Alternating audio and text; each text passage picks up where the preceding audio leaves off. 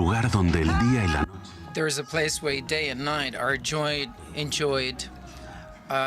a different manner, but with the same intensity. A place that has it all and that is at the core of everything, where you can reach easily, and it's really difficult to leave. A place that has a lot of history, present and future.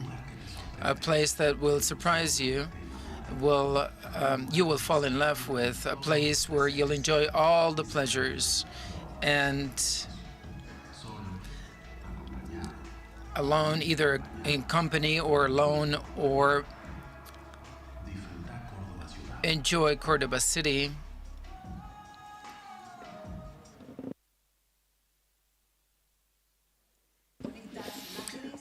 With this video of the province and the city of Cordoba, we welcome you to the first GLOCAL Forum on Tourism and Economic Development that takes place in the framework of the 5th World Forum on Local Economic Development. Good morning to those of you who are here on the set in Cordoba City and other parts of Argentina and America.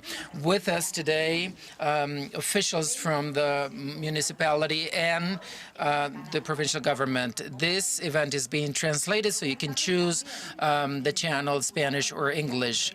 For those of you who are listening to us from European cities, good afternoon and good evening to other audiences from China and other parts of the world.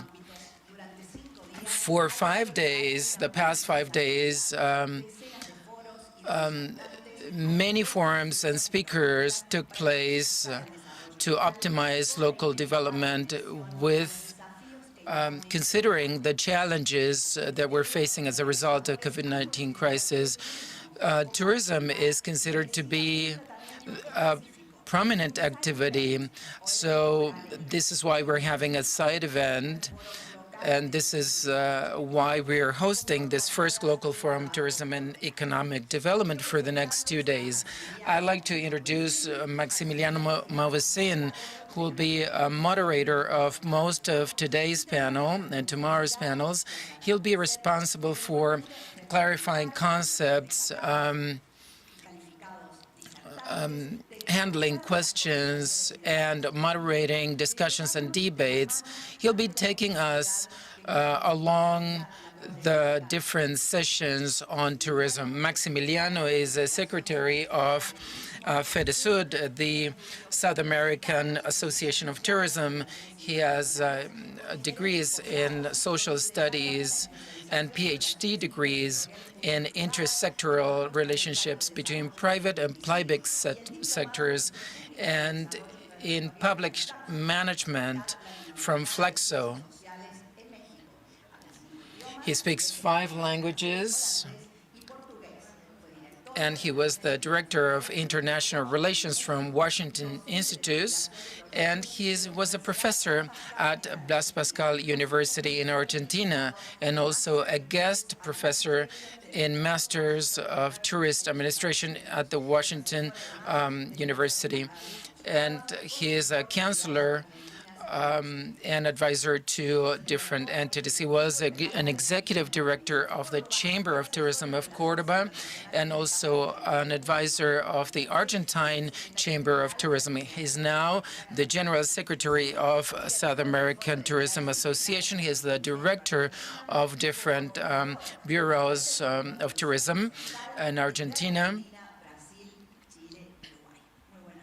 Good morning, Maximiliano. Thank you, Laura. It's an honor to have you with us, and thank you for the introduction. Welcome to the first GLOCAL Forum on Tourism and Economic Development, an international, an unprecedented international event that is taking place in the framework of the 5th local forum, World Forum on Local Economic Development. So we want to bring tourism at the center, and we want to regard the impact on local development. Tourism is the most committed activity to the environment and the community. It's also a tool for the development of peace and understanding among nations. This event will allow us to prioritize reactivation of tourism because it is a main vector for economic recovery and job creation.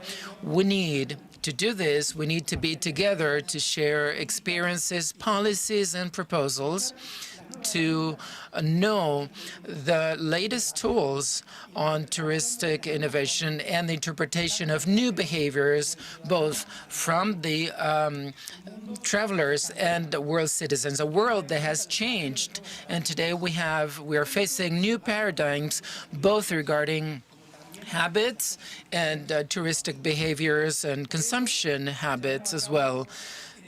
As a result, these 2 days will be having 10 panels, very dynamic panels. We'll have very relevant and well-known people from the academia, public and private sector to find the way for tourism recovery and renewal, and especially to value the role of tourism. We'll have over 50 speakers and moderators over the next 2 days from 17 countries: Argentina, Germany, Austria, Bolivia, Chile, China, Colombia, Ecuador, Spain, the United States of America, Israel, Mexico, Peru, Russia, South Africa, Uruguay, and Venezuela.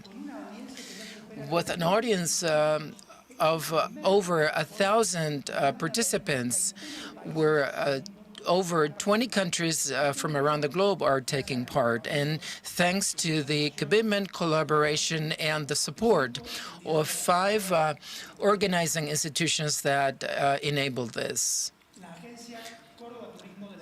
Córdoba Tourism Agency, the Agency for Economic Development of the City of Córdoba, ADEC, the Municipality of Córdoba, the South American Federation of Tourism, FEDESUD, and the technological and innovation Spanish company, Wanderlust. And in addition to this, we are also within the framework of the 5th World Forum on Local Economic Development. We also want to especially thank the support from the United Nations Development Program. Thank you. Thank you, Maximiliano.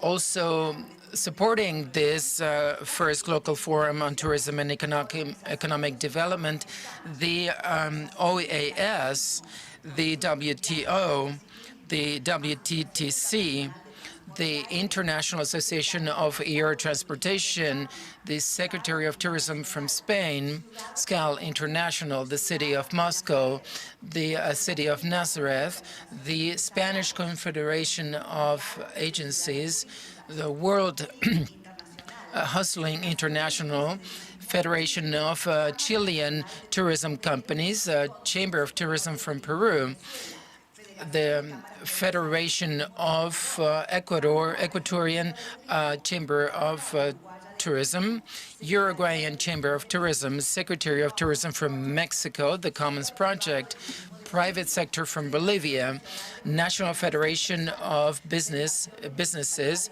Federation of Touristic Municipalities of Chile, Advanced Leadership, Trabitab, Imovib, Argentine Federation of Travel and Tourism, Association of Chambers of Tourism from Argentina, Cordoba Chamber of Tourism, Polo Argentine Association, Argentine Association of Parks and Attractions, Association of Hotels, Restaurants, and Cafes, Tierra del Fuego Chamber of Tourism, Provincia de Buenos Aires, Province of Buenos Aires Chamber of Tourism, San Juan Province of Chamber of Tourism, Chaco Chamber of Tourism,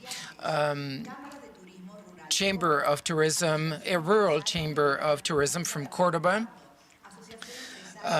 Business Association of Hotels from Calamuchita, operators and receptive tourism, Cordoba Visitors and Conventions Bureau, Rio Cuarto Conventions and Visitors Bureau, the George Washington University, National University of Cordoba, Provincial University of Cordoba, Blas Pascal University, Siglo XXI University, and the Business Association from the of Hotels from Argentina, and the Argentine Association of Conventions, Congresses, Events, AOCA.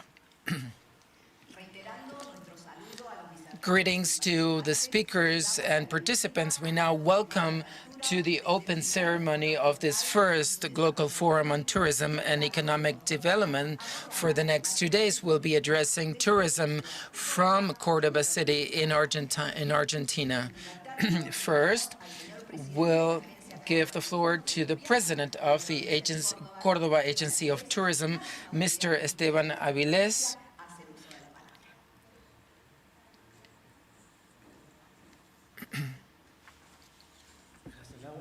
Thank you, Laura, dear Miguel, friends and colleagues, all of the officials that are attending this event remotely, for the government of the province of Cordoba and for the Agency of Tourism and for the local people in general.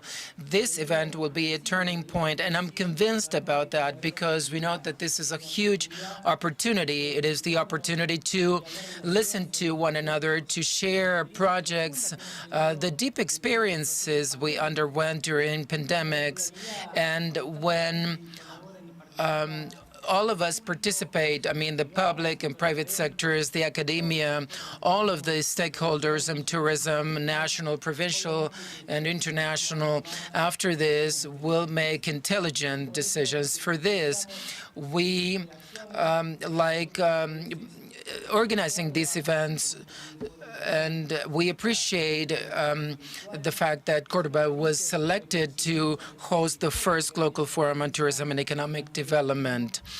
Cordoba is very important in the sector of tourism, and as I said, the result of this event will provide us with the necessary tools to adopt the measures in terms of investing in resources because of pandemics that are becoming more and more scarce, and to put forward programs that involve territories, that involve legitimate decision-making processes.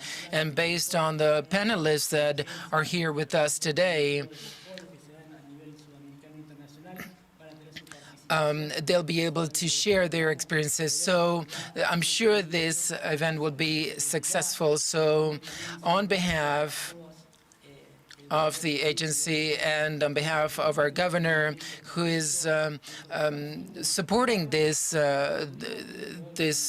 our work, because tourism is related to social issues, economy, environment, ecology, all of us. And in this sense, we see a future with a lot of decisions regarding international experience. Thank you very much. Those were the words of the president of Cordoba's tourism agency, with greetings from our governor, Juan Escarete. A few minutes ago, we saw images of Cordoba, colonial Cordoba, modern Cordoba, of the vibrant pulse. We invite the Secretary of Government of the City of Cordoba, Mr. Miguel Siciliano, to take the floor and say a few words. Thank you. Good morning. Good morning, dear Esteban, dear Javier. I'd like to start as the way we usually end, saying thank you.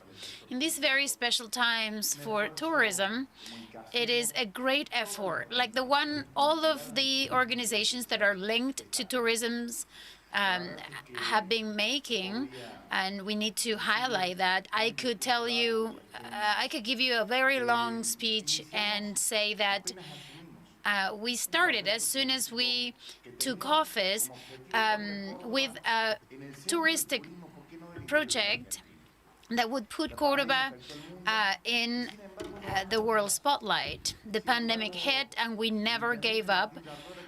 Martín Jarzora, the mayor of the city of Cordoba, told us that we had to work with each one of the sectors that are linked to the tourism industry. We worked with the province, we worked with the tourism chamber, the hotels chamber, the conventions bureau, and that allowed us to have this chapter, this tourism chapter, as a strategic one for the city of Cordoba. And of course, the city of Cordoba is in the heart of one of the most touristic provinces in the country. Honestly, from this Secretary of Government, we have the Agency of Tourism and Promotion for the city of Cordoba. They are part of our administration, and they allow great integration with different topics related to culture, patrimony, world heritage, sports, and different roundtables. I could mention the opening of the new information center in Güemes neighborhood. The management that we have, as I said, we've articulated step by step with the province's tourism, Ideaton, the campaigns 2021, and we promoted Holy Week with the private sector. I could also mention several interventions that we have had in the North Market, in the historical North Market, in the Suquía River, that now looks like we want it to look like, to make us proud.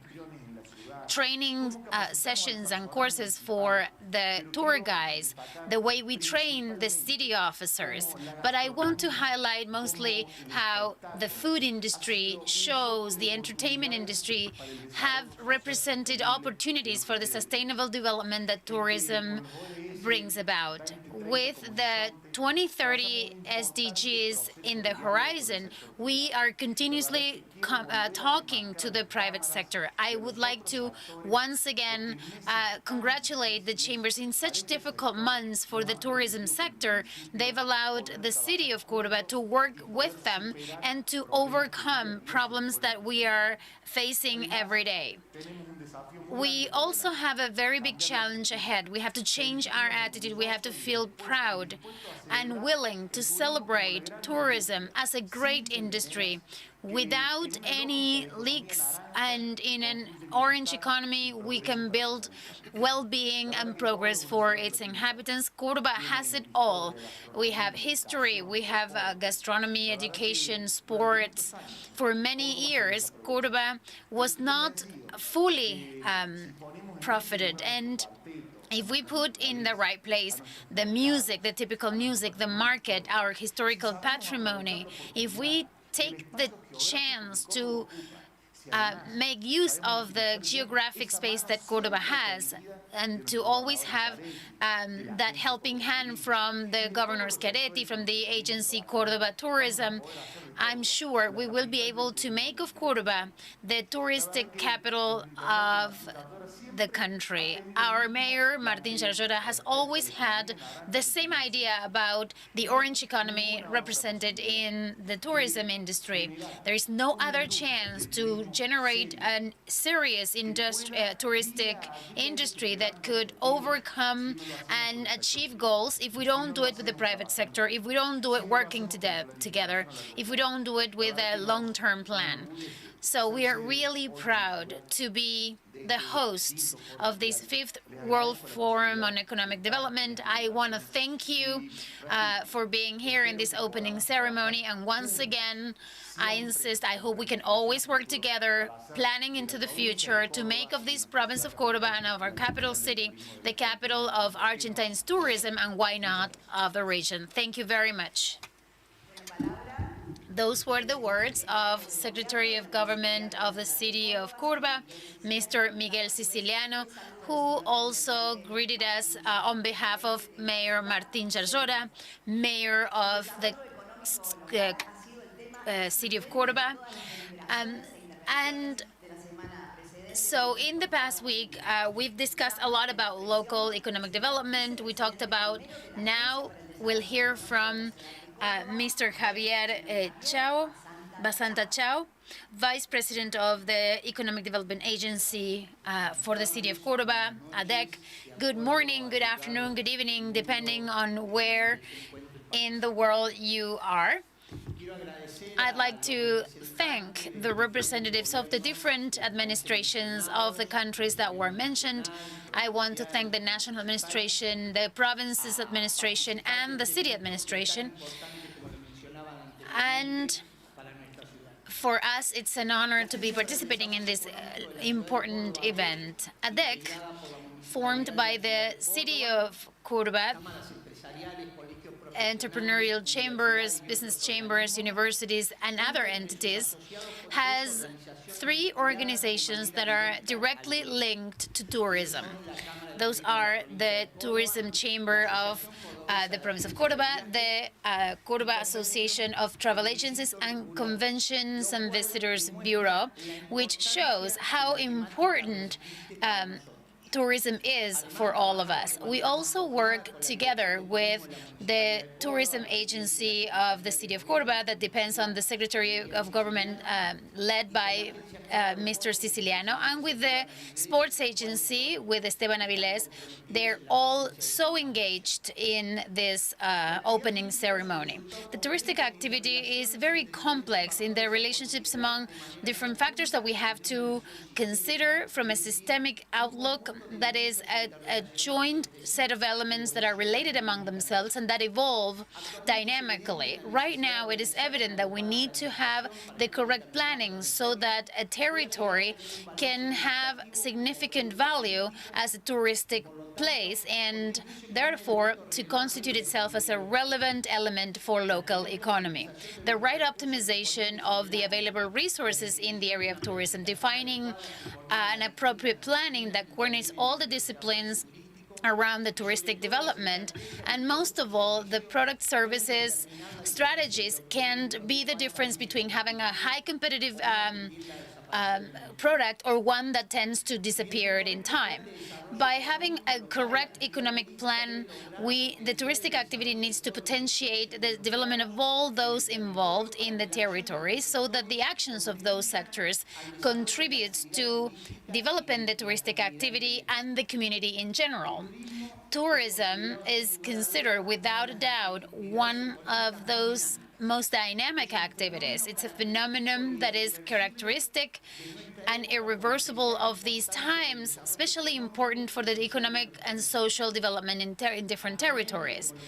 Right now, and as it was mentioned before, tourism is one of those activities that has been most impacted by the COVID-19 pandemic, and we need to put on the public and private agenda the need to support the sector, looking for ways and solutions to create competitive advantages that are sustainable in the long run until the complete recovery and reactivation takes place. We hope that this forum gives us the right tools to put this engine in motion quite soon. Thank you very much. Thank you, Mr. Vice President, first for the Agency of Economic Development of Cordoba, ADEC, Mr. Javier Basanta Chao. Thank you very much, Mr. Chao. In this opening ceremony of the forum, we're going to present through remote connection to the territorial networks of the world of the UN. We would like to greet Johannes Kratzenser. Thank you very much, and thank you for this opportunity, the opportunity to be with you in the opening of the GLOCAL Forum on Tourism. Greetings. I'd like to, I'm here with me, I have the greetings of the World Forum on Local Economic Development that we hosted in this wonderful city of Cordoba, in the province of Cordoba. I would also like to say something because this forum was on territories. The World Forum was on territories. That is how local economic development, the impact it has on territories. And I think it's one of the issues that you will be addressing in the next few days. The territory and human beings within the territories as the main approach of development through tourism. I'm from Austria, and I'm happy to hear that you have some speakers from Austria, but Austria is a very small country. But I've been involved in tourism since I was a kid. We are 8 million people, and we have 450 million people traveling around the year. So we rank 11 worldwide regarding international tourists. Of 8 million people, there are 90,000 companies and 300,000 employees, and this contributes. 16% of tourism impacts on the GDP. Now it's a more sustainable and regional tourism, as the World Organization sets, which impacts on the social, cultural, and environmental impacts of the present and the future, and that considers the needs of the guests and also the interests of the population and the interests of our planet. This is important because if a country hosts their guests, can actually, in a nice, warm way, countries can actually rank in such a competitive business. And another issue, I'm not really an expert, but I've been involved in tourism since I was young. And we decided in Austria to develop a strategic plan in a participatory manner, that is involving many meetings with many different sectors and the population. We put together a strategic plan that is based on the strengths of each of the regions, and then we developed a master plan for the whole country. Let me highlight that how important it is to have people involved, because only a sustainable tourism that involves sustainable development of the population can be the tourism we really are looking forward to have. Finally, I wish you have, just as the 5th World Forum, I wish you the very best for the first GLOCAL Forum on tourism from the International Committee, of the Organizing International Committee. Thank you very much. Johann Strasmitzer. He is the international coordinator of the territorial networks from the UNDP. And from Austria, now back to Argentina, and we'll give the floor to the president of the South American Federation of Tourism and president of the Argentine Tourism Agency. Good morning, Aldo Elias. Good morning, everyone, and thank you for inviting me to participate on the GLOCAL Forum Tourism. First, I'd like to thank the Agency of Cordoba Tourism, the government of Cordoba Province, the municipality of Cordoba City, ADEC, and Wanderlust Global Life. Together with FEDESUD, we were able to put together this wonderful initiative through which will be our intention is to provide a different outlook, a hopeful outlook regarding what is coming for tourism.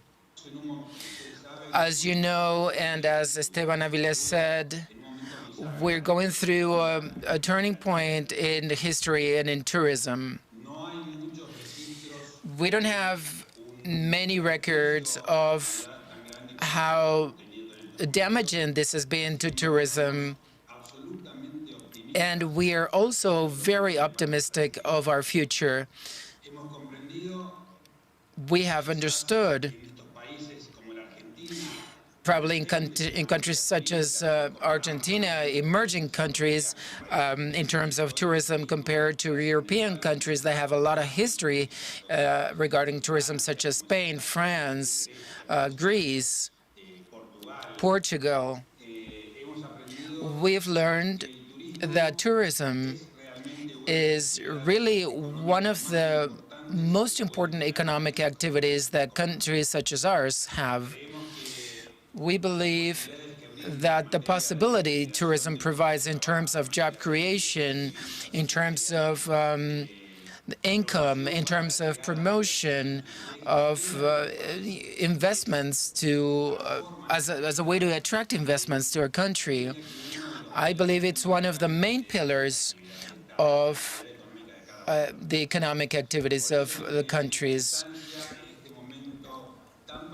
So in this very special time we're going through as an industry, we need to think forward in terms of the recovery, the renewal, the reactivation of an industry that gathers over 100 million jobs. It is really a huge challenge we had ahead of us.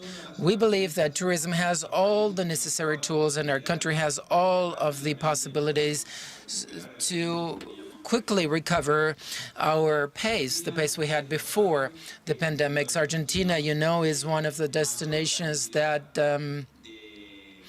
attracts or that has the highest number of destinations, natural spots, and it is within a region that is also power as regards nature or natural tourism. So we believe it is this joint work we're doing is essential to provide the new tourists that will arise from the pandemics the possibility to tour, to visit an incredibly beautiful region, to get excited with natural and adventure places that are really wonderful, and at the same time to think ahead of a joint development that would allow us to, just as Europe did a few years ago, to think about these places in the world and such as America, not as individuals, but to think of it as a whole.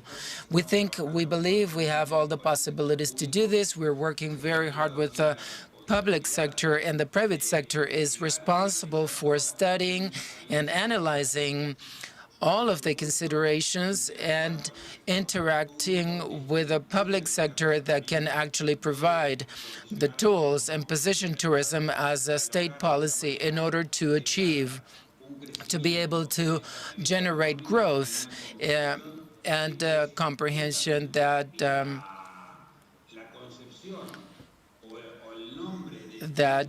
tourism as a state policy will actually position the economic activity where it deserves to be positioned. I wish all of the speakers and moderators the best of luck. Thank you again. And Miguel Ciciliano, congratulations on your opening remarks. I believe what you said is really, really appropriate for these times. Thank you. Thank you very much. Thank you. This was Aldo Elias, the president of the South American Federation of Tourism and president of the Argentine Tourism Chamber, with a very hopeful message. Now we will introduce the Deputy Regional Director of the OAS, Alejandro Varela.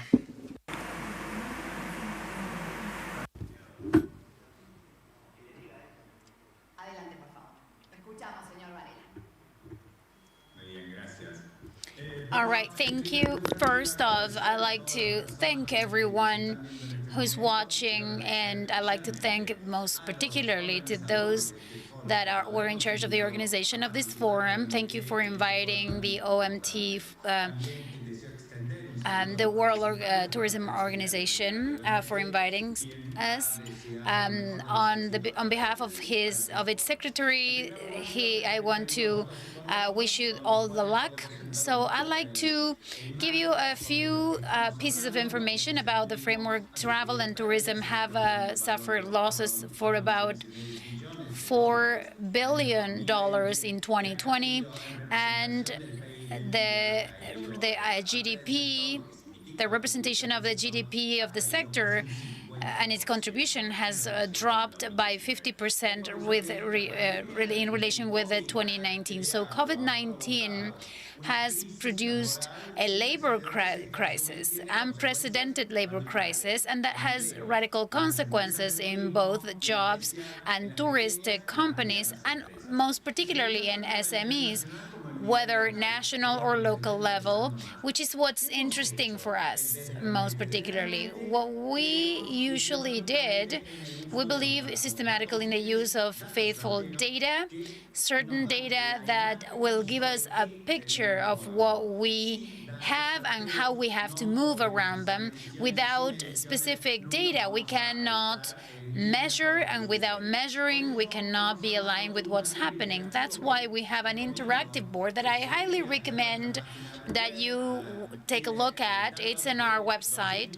It has information from 220 countries, more than 30 national and international organizations, and we have followed and measured the policies that were applied by governments and institutions in order to contribute and mitigate the impact that COVID-19 had, and that way help companies and employees in the industry. Then, with this idea of tourism as an important industry for us, the recovery from the COVID-19 crisis presents an opportunity to promote touristic development that is more inclusive, more sustainable, and of course, without leaving aside the fact that we have to create more jobs, but not any kind of jobs, but green jobs. In these circumstances, we cannot forget the more vulnerable sectors: women, young people, immigrants, who are part of the core of the workforce of tourism around the world, and they are the ones that have been the most affected by the sector crisis. In many countries, we find a lot of problems in the communities, and the same vulnerable groups are affected. So we have to focus first and foremost on the needs that SMEs have. We have to give them specific support and direct cooperation with SMEs, so that different destinations continue having a diverse and attractive offer by means of technology, training programs, opportunities that can be given to those destinations where tourism has become, for example, in the single source of income and economic activity, to diversify their portfolio, their client portfolio, and of course to improve their income sources. And I like to finish with this idea. We have to rethink tourism and use it as a springboard for impulsing the community to take advantage of the new services that tourist agencies are providing, and give a thrive. They mentioned the gastronomic industry as well. We have to create stronger bonds with the local community, improving tourist satisfaction in the product and in the services that we provide. That's why it's important, and I highly recommend that public and private sector work together and they give some business mentorship. We need to improve inclusion within the value chain. And finally, within this value chain, please, we recommend mostly to improve the social contributions and economic contributions to the communities. That will bring down so much dependency with to other urban centers that have other types of attractions. I wish you all the best, all the success for this forum, and I give the floor back to the organizer. Thank you very much for the invitation once again. Thank you, Mr. Alejandro Valera, Regional Joint Director of the World Tourism Organization, who has given us the hard numbers on this pandemic with regards to the touristic sector, but they also gave us the guidelines of the World Tourism Association. I'd like to close this opening ceremony. We're going to have a short break, a 10-minute break, and after that break, we'll come back with the first panel for this day. Thank you very much. Good morning, everybody from Moscow. I'm Tatiana Sharshareska, and in first GLOCAL Forum. For Moscow, these times have become a period for new challenges, new ideas and projects, and I'm very happy to share with you the best practices and tools, and to be a part of our big collaboration. I'm sure that our discussion is a key on the way to how reimagine tourism in new reality.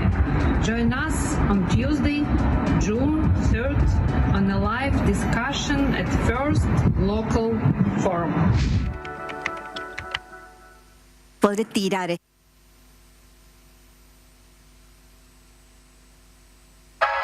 Hay un lugar donde el día y la noche se disfrutan distinto, pero con la misma intensidad. Un lugar que lo tiene todo y que está en el centro de todo. A donde llegas fácilmente, pero que es difícil abandonar. Un lugar con historia, con presente, con futuro. Un lugar que te sorprende, te emociona, te enamora. Un lugar donde se disfrutan todos los placeres y se calman todos los apetitos. Solo, acompañado, bien acompañado o muy acompañado. Disfruta Córdoba ciudad.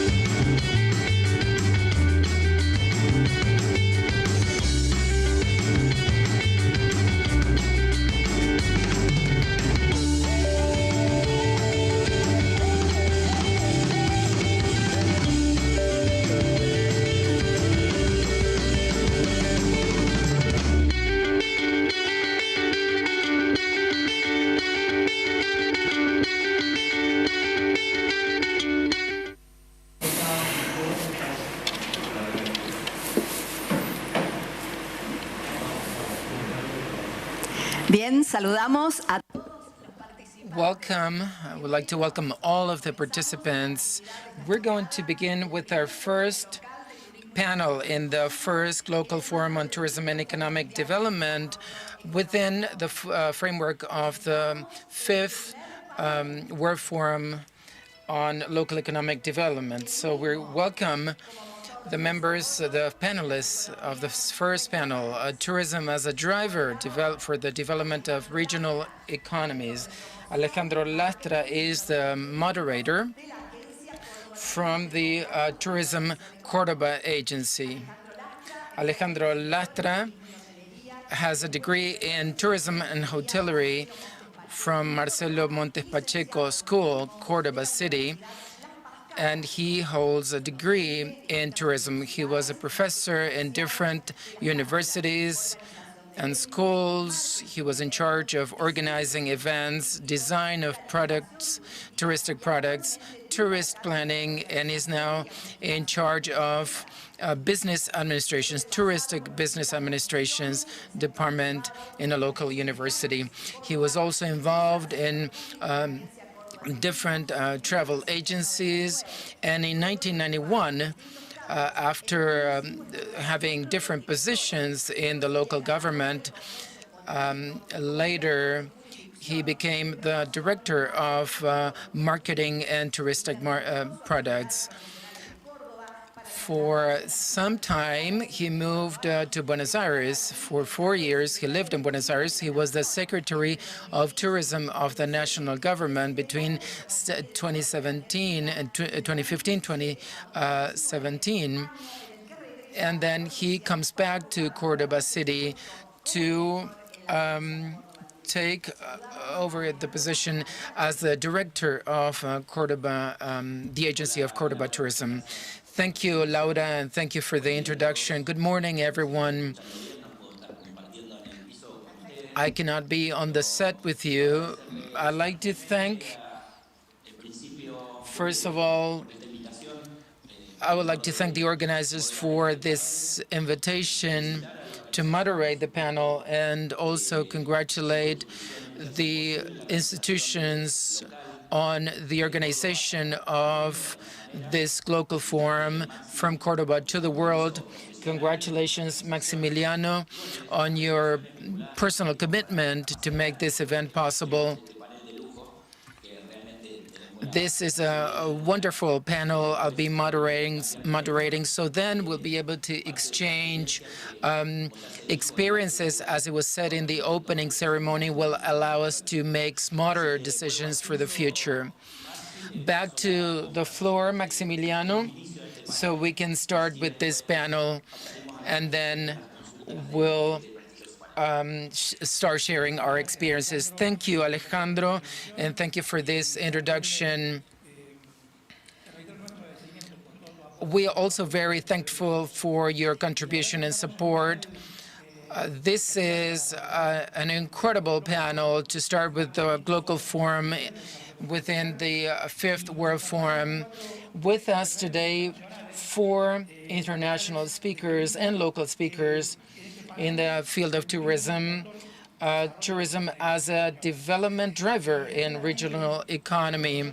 With us today on the set, and Esteban Avilés, who is the president of the agency Cordoba Tourism, and also Richard Campbell, who's the head of the Department of Culture and Tourism of the Organization of American States. Thank you.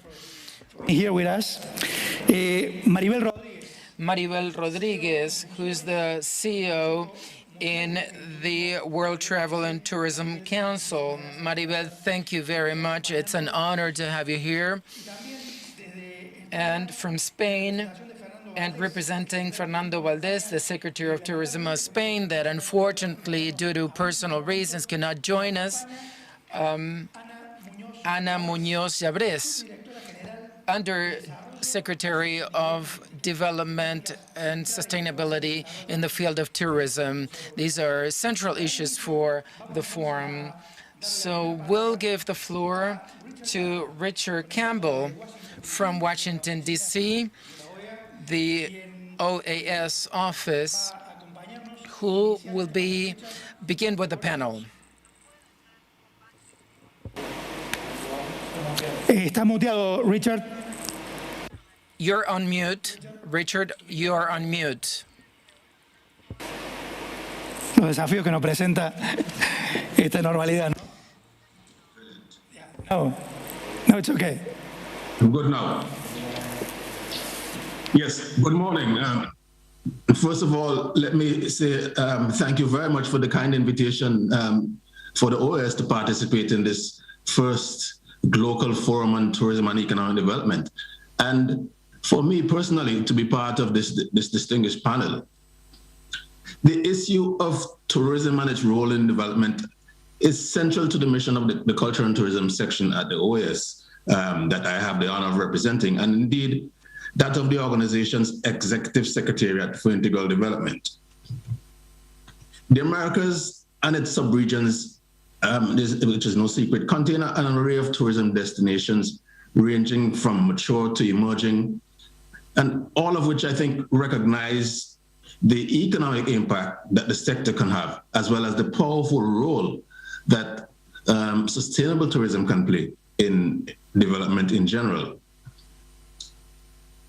Travel and tourism has the potential to significantly contribute to broad-based economic growth, broad-based inclusive growth, and indeed to increasing the rate of post-COVID-19 recovery.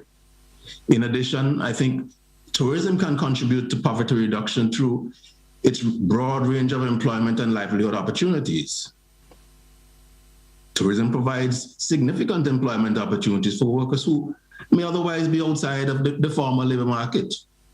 Moreover, the tourism industry provides opportunities for entrepreneurs and suppliers of services linked to the sector, given its broad value chain. It is no secret that travel and tourism activities are some of the most highly taxed and remain a vexed issue within the industry. If we think about hotel room taxes, the hotel property taxes, airline taxes, airport taxes, etc., all of these remain a vexed issue within the industry. This notwithstanding, income from these sources allows national, local, and regional governments to contribute to local development and poverty reduction efforts through redistributive payments, if you will, directly to the poor, and to invest in social and other economic infrastructure and other developments in poor communities, and thereby continuing to contribute to development in poor communities. In 2015, the United Nations General Assembly set up, as we all know, the Sustainable Development Goals. And now there's increasing recognition that travel and tourism has the potential to contribute directly or indirectly to all of the SDGs. I think absent the pandemic, travel and tourism is well positioned to foster economic growth and to create jobs throughout the world to meet what was the number one goal, that is to end poverty in all its forms everywhere. Tourism has also been included as a specific target in 3 other goals related to the SDGs, and these are related to inclusive and sustainable economic growth, sustainable consumption and production, and the sustainable use of ocean and marine resources. And I think all of these are central to regional development, and especially so in the context of coastal communities. To accomplish this, however, requires a focus on the development and strengthening of existing partnerships. And I'm talking about partnerships between government and the private sector, between local stakeholders and tourism authorities, between local, regional, and state actors, as well as partnerships among the international tourism community. Tourism's ability to contribute to regional development is enhanced by the sector's value chain and its interconnectedness with clearly identifiable links with culture, with agriculture, with the environment, with entertainment, and a whole host of other sectors. Nurturing these links through collaboration amongst partners will be important in facilitating responsible and sustainable regional development. While the evidence is irrefutable that tourism can and has contributed to regional development, I think it is important, or equally important, that tourism authorities ensure that such development is stable and sustainable and inclusive. And in this sense, thereby eliminating the possibility of a sort of dualistic development, if you will, where those outside of tourism are excluded from the sector's benefits. Factors such as local institutions' capacity to absorb development and the potential of interaction between locals and tourists should therefore, I think, be borne in mind in when we are developing tourism policy for regional development. The Organization of American States, for its part, through its Department of Economic Development, has over the last 5 years or so been working very closely on issues of community-based tourism and indigenous tourism. And invariably what we found is that in many of these communities, they tend to be rural and poor and tied to specific regions. Hence, our support for community-based and indigenous tourism is a recognition of the importance that tourism as a key tool for development in these regions. This work underscores the core principle that participation by local communities in the region's tourism development should be, in a way, non-negotiable, in the sense that particular attention must be paid to the adoption of the decisions regarding such tourism development, and the residents must be included in those decision-making. Moreover, it emphasizes that the region's populations and the communities should benefit economically, socially, and culturally, and that tourism policies must contribute to raising the standards of living for all the populations that are being visited. Thank you, Chair. Thank you very much, Richard, for your intervention. It's a great pleasure to have you here joining us. And we will continue with our speakers, and later on, we're going to go back with some answers for you, okay? Thank you, Richard. Vamos a pasar ahora a nuestro segundo. We'll now go to our next speaker in this panel. It is a pleasure to introduce you to Maribel Rodriguez. Maribel, she is from the World Travel and Tourism Council. Maribel is the CEO, acting CEO for the WTTC, and today she's here in this great event. Maribel has also been very important a few days ago in the International Tourism Fair FITUR in Madrid. Maribel, a pleasure to have you here.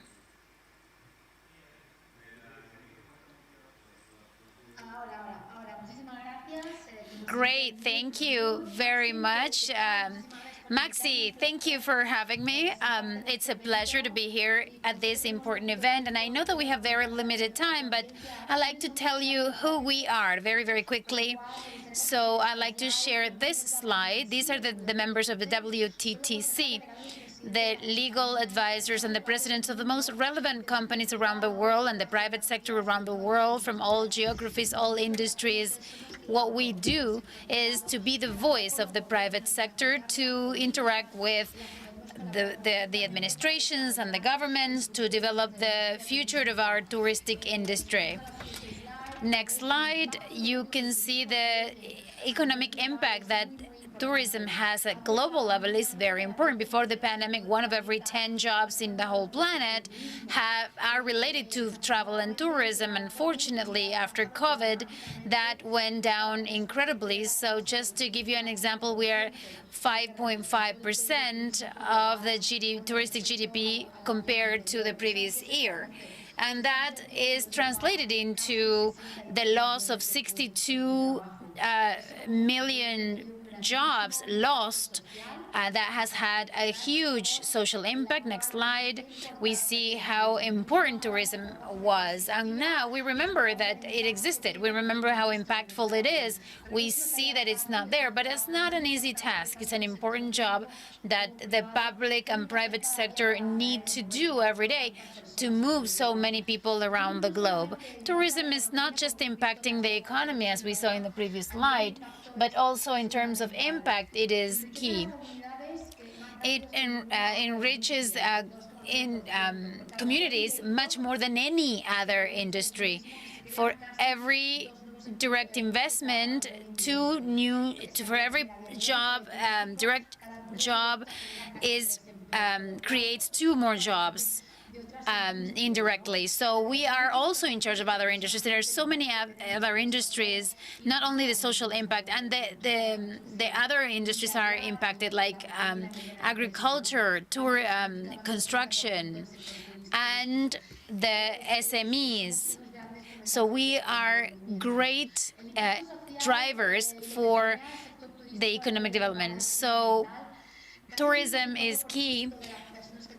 And the people, more than 50% of the people who work in our sector are women. Tourism does not only generate wealth, but it also reduces poverty, increases and facilitates education, and it goes beyond. It protects wildlife ecosystems by creating a sustainable development. If we think about Argentina and the contribution of the sector in Argentina, during the pandemic, it was 10% and 6.5% of the total economy, but it dropped by 23%, not as much as at global level, 43% at global level. In Argentina, it was only 23%, and that has to do with the fact that Argentina still has great touristic potential in terms of international passengers growth. When it comes to LATAM, the loss was 49%. There you have examples of other regional countries, Colombia, Chile, Brazil, just for you to have as a reference the importance of this wonderful industry for all the countries and all the sectors. We are still in pandemic, but we can see that there is some light at the end of the tunnel. Let's talk about recovery. Recovery, I like to show it with this example and other past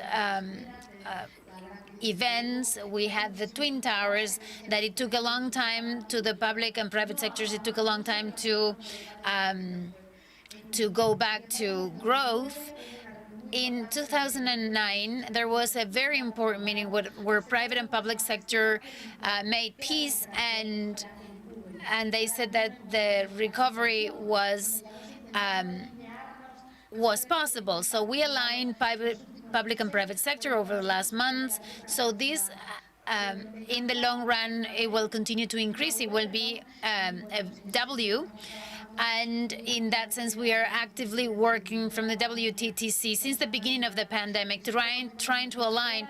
And what we recommend, especially in Latin America, everything that is being done in Europe, this digital certificate that they are launching, so that we don't invent the wheel, so that we don't replicate what's going to happen. And it's going to be a great example so that everyone can align.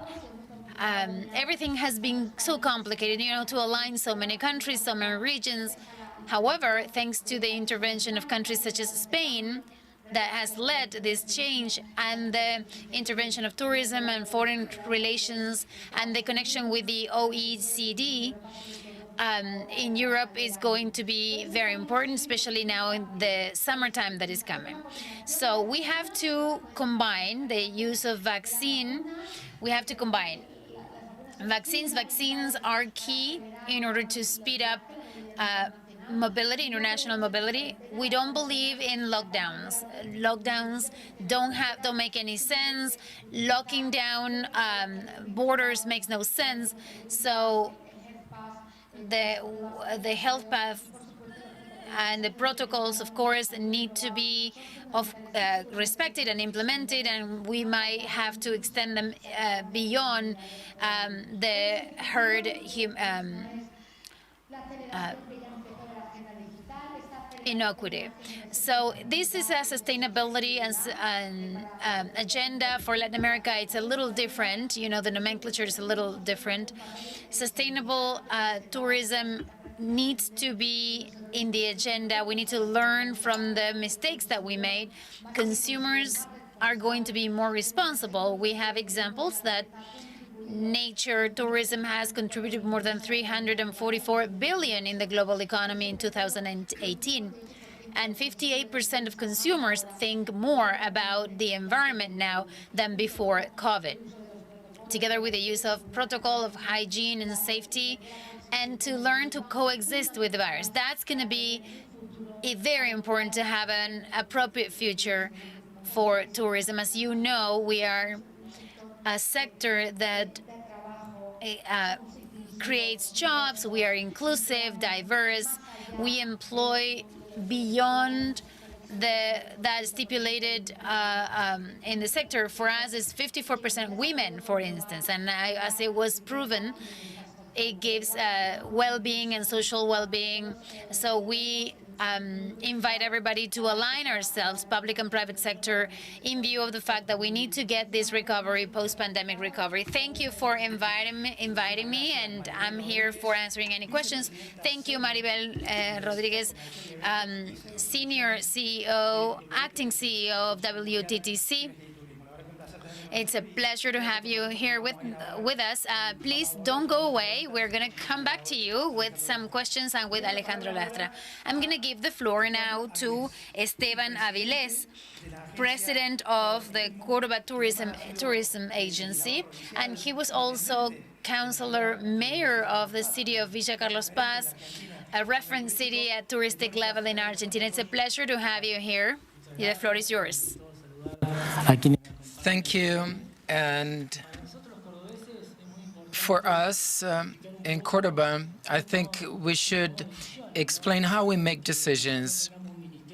Since we don't have a ministry, we call it is an agency.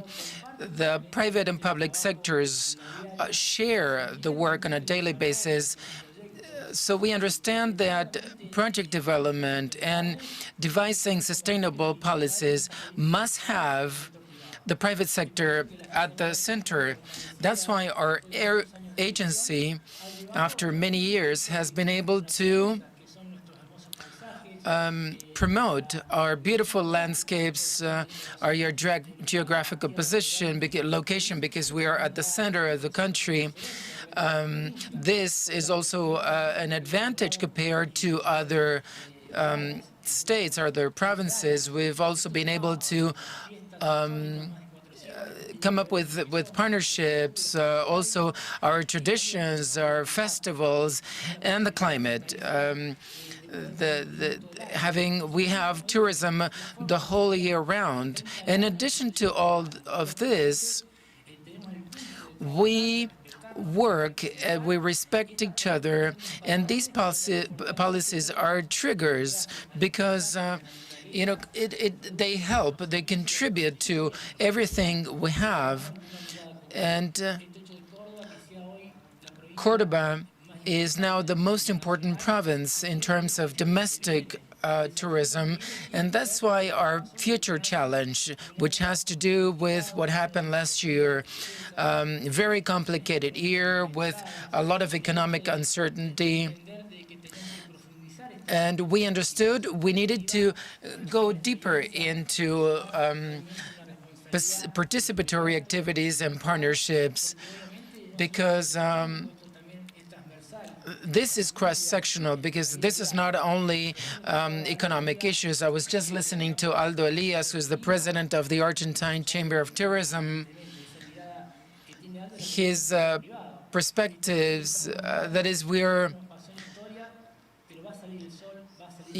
have this, we're really hopeful, so we want our strengths to actually become programs. So that's why within the agency, we worked on the scenic routes, so those visitors that come to Cordoba City can actually visit the main spots, the main touristic spots, and tour around the province.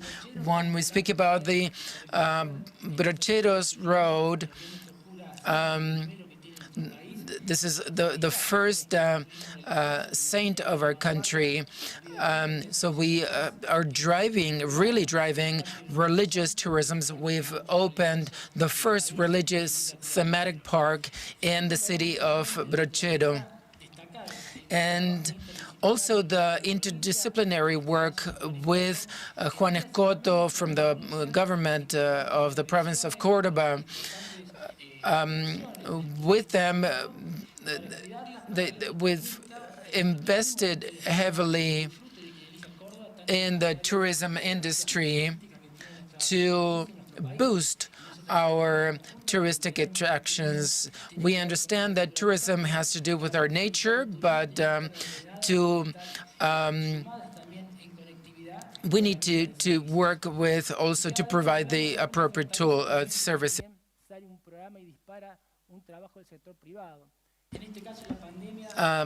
COVID-19 crisis, we were able to use, during COVID-19 crisis, we were able to develop a lot of tools, technological tools and digital tools, and we worked together with Cordoba Chamber. We developed a virtual tool, which is a platform. So through the platform, we show what we call a catalog of experiences, where people find different places they can enjoy, different services. And we promoted this platform via the agency and the members of different local associations. This tool was really very important during COVID-19, and today we will turn this tool into a store. It's basically a virtual store, and these projects are always follow the tourism guidelines, that is promoting our touristic spots or attractions, training our people, developing associations and alliances, protocols, the development of protocols. And so those of us that visit our province, then they feel really secure because of all of the protocols that we have put together. So we should see tourism from an individual responsibility perspective. We need to understand that tourism, it shouldn't be a privilege for those that have the opportunity. We have to work on cultural aspects. It has to do with how we work with our people, because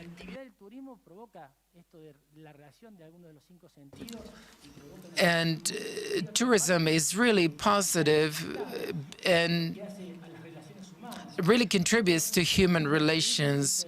Our province, during pandemics,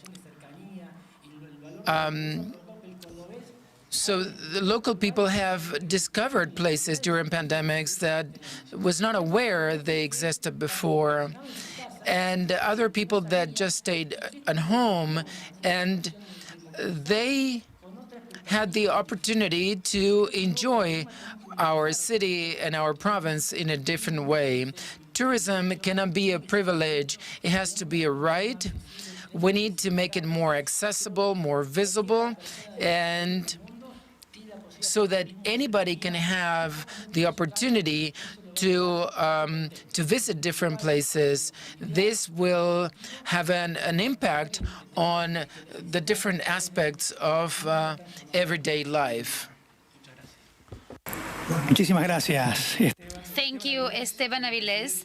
Esteban Avilés is the president of the tourism agency, and he presides one of the co-organizers of this forum, this GLOCAL Forum. Thank you so much. Please don't go away. We'll have some questions coming your way. And finally, it is a great honor and pleasure for me to invite the Secretary of State of Tourism of Spain, represented by Ana Muñoz Chabres, Deputy Director, General Director of Touristic Development. Ana, welcome. Thank you very much. Spain is a lighthouse for world tourism, and it's a pleasure to have you here with us. Thank you very much. Good afternoon in Spain and good morning in Argentina. First of all, I wanted to excuse the Secretary of State. He had last-minute engagements and he cannot be here with us. But on his behalf, please receive his greetings. And we are very glad to participate in this Fifth World Forum on Local Economic Development. This panel, particularly as tourism as the driver for regional economic development. A touristic country as Spain is, well, in 2019, the last year that we have with normal data that can be used as a reference, 12.3% of the GDP in Spain is represented by tourism, and 13.5% of people, of employees, were recorded, and the 89.9 million euros is spent in tourism. The second country in the world in number of foreign tourists, with more than 83 million international tourists. These numbers, if you hear them like that, they might be cold, but behind them there are many people. We are aware of how important and how permeable it is, this touristic sector. So 2.5 million people in Spain completely depend on tourism to ensure their income and their family's income. For every 100 jobs in direct contact with tourism, we generated 67 more in other productive sectors. Tourism, therefore, is a synonym for employment, diversity, the distribution of wealth, and that's why we are so sure, and we can prove that the tourism stop also meant a stop for economic development in Spain. Spain is a sector that is more important above others to reduce the salary gap and the territorial integration, another important aspect too, to connect not just the seashore but also inshore and all the cities, the urban and the different landscapes that we have in Spain. Tourism employed up to before the pandemic almost 8% more women than any other sector, 53% of female participation, and the salary gap in tourism is almost 5 points lower than in the rest of the community. So tourism employs 21.9% of young people versus 13% that other sectors employ. And as in the rest of the world, pandemic has had an incredible impact in our country with numbers that are very similar to the global drop of international tourism that was mentioned before. We had a reduction of 73% and around the world, 77% less international arrivals in Spain. Despite this hard impact, Spain has had a clear view about supporting this sector because it's the engine of its economy. It's going to be necessary to recover the economy after the pandemic, to make it as fast as possible. So during this period of time, 73 billion euros have been devoted or will be devoted to recover the tourism industry for 2020, 2021, and 2022. Therefore, hope, or the inflection point we're in right now, is that we see that there is a good progress. There is very good progress in the vaccination plans, and that makes us a little bit optimistic with regards to 2021. This year is going to be the year to recover. We will at least have a 50% recover the numbers of 2019. But together with the recovery, it will also be the year of transformation. Finally, we will have the resources we need in order to face the challenges that we've had for many years. These resources will come from the recovery, the European recovery funds.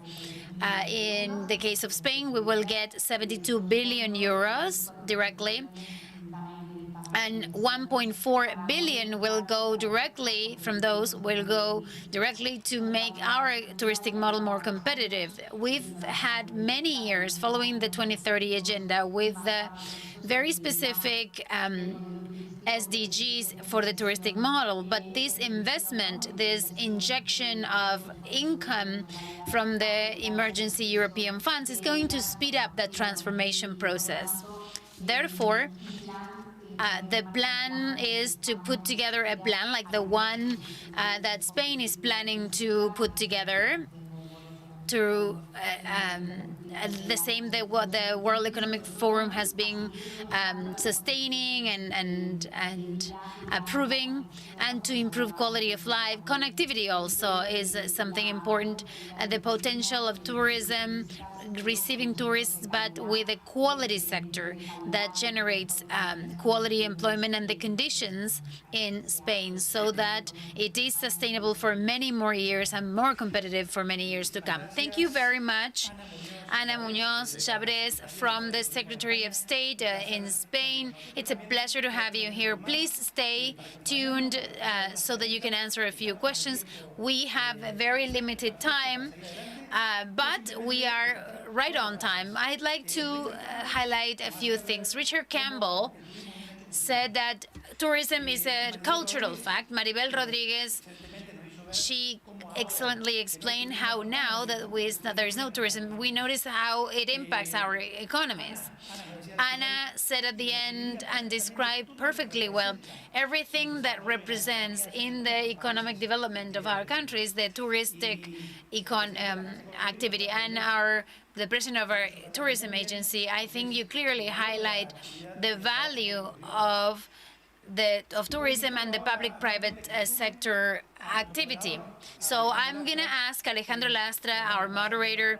A pleasure to have you here, director of the Córdoba Tourism Agency and secretary of the National Tourism Agency in Argentina. I'll give you the floor so that you can moderate the questions for this excellent panel. Thank you, Maximiliano.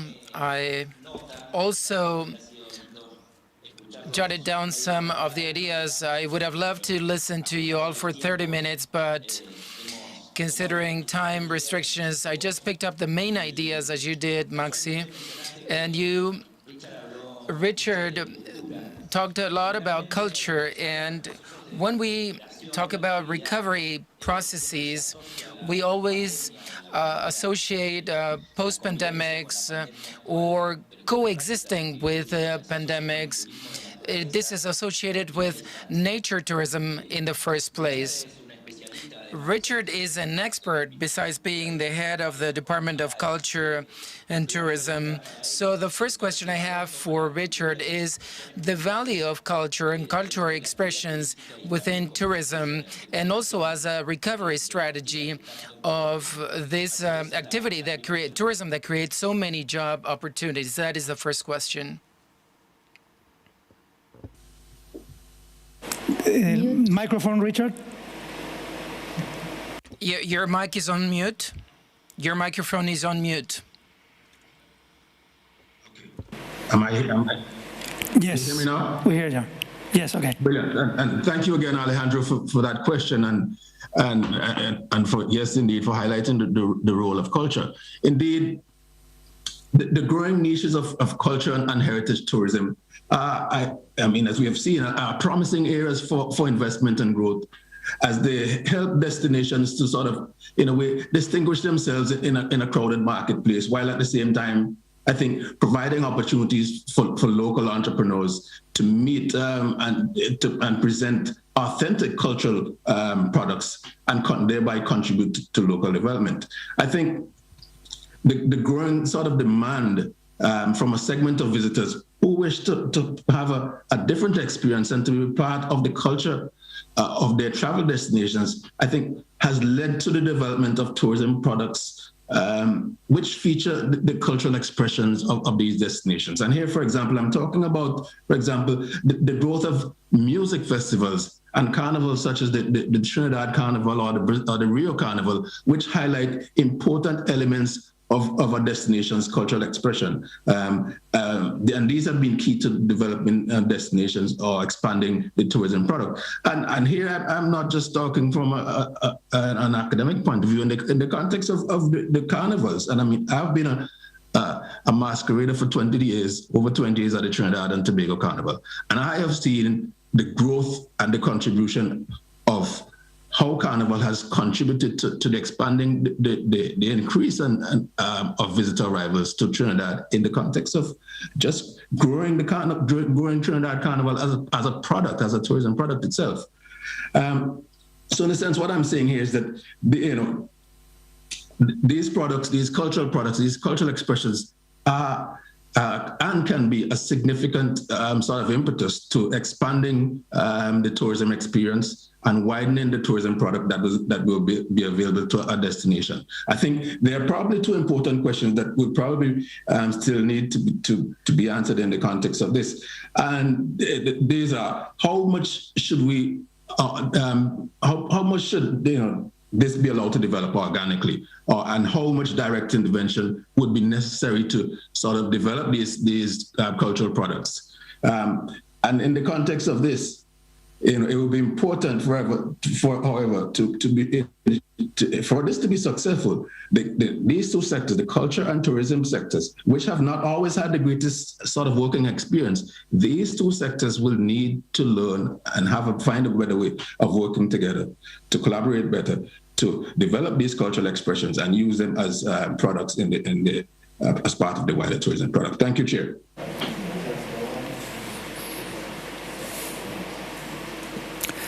Thank you, Richard. Thank you, Richard.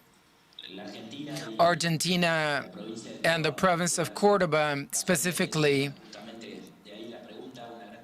we have a lot of festivals, carnivals, and international festivals that actually show a lot of cultural expressions from Argentina and Cordoba. Thank you very much for your response. I have many questions for Maribel, but Maribel talked about tourism as a driver for recovery, as a tool for recovery, and from the WTTC, the perspectives they have for the recovery of tourism, that tourism is really important to enrich and actually they has an impact on economic development and local economic development. And at the same time, the pandemic has accelerated technological advances and digitalization. And oftentimes, this could actually replace human work and could be replaced by machines or robots or computers. So what's your vision about the future of tourism? Thank you for the question. I think there are two sides to it. I mean, digitalization is accelerating, and that is reality, and that will help us make access easier and without compromising health. Before COVID-19, we could accelerate it. You could have your the boarding pass on your cell phone, for example. I mean, a lot of things already happened before COVID-19, but this doesn't mean that jobs will be lost, because the beauty or the advantage of our sector is human approach and focusing on customer experience, traveler experience, and use our resources in other areas where they are required. And probably, yes, some activities are going to be replaced by machines or robots. But tourism is a sector that is constantly growing, just as it did before COVID-19, 3.8% annually. But we need to focus probably in a different way where it's going to grow and where travelers are going to go. So there are many challenges we're facing, but this doesn't mean that the labor force will disappear, because one out of 10 jobs, and before one out of 9, and before the pandemics, 1 out of 5 were related to tourism. So we're not only employing, we're employing a lot of women, young people, a lot of people are included, so we can actually promote everything that has to do with sustainability. And tourism is one of the sectors that we can start from, bottom, and you can actually climb the ladder. And this is not the same in other industries. So there's so many other things apart from this. I mean, you can grow, you can train yourself, you can travel, you can travel to other geographic areas. So I don't think this will actually make jobs disappear. We had a meeting in Cancun. It was virtual, also an on-site conference, and it was really successful. And this is going to be the new trend when all the vaccines are available for everyone. Sin duda, bueno, había. Without a doubt, there was a reading between the lines for that question. Humanity and humankind in tourism is, of course, irreplaceable. People who work in tourism understand that, and we all trust that that tourism will be a recovery driver and a tool for the economic development like it was, and it will continue to be. Thank you so much, Maribel, for that answer and for your insight. Now we'll ask Esteban Avilés, the president of the Córdoba Tourism Agency. When they introduced you, they said that you were mayor of the city, one of the most touristic cities called Villa Carlos Paz in the province of Córdoba, Esteban.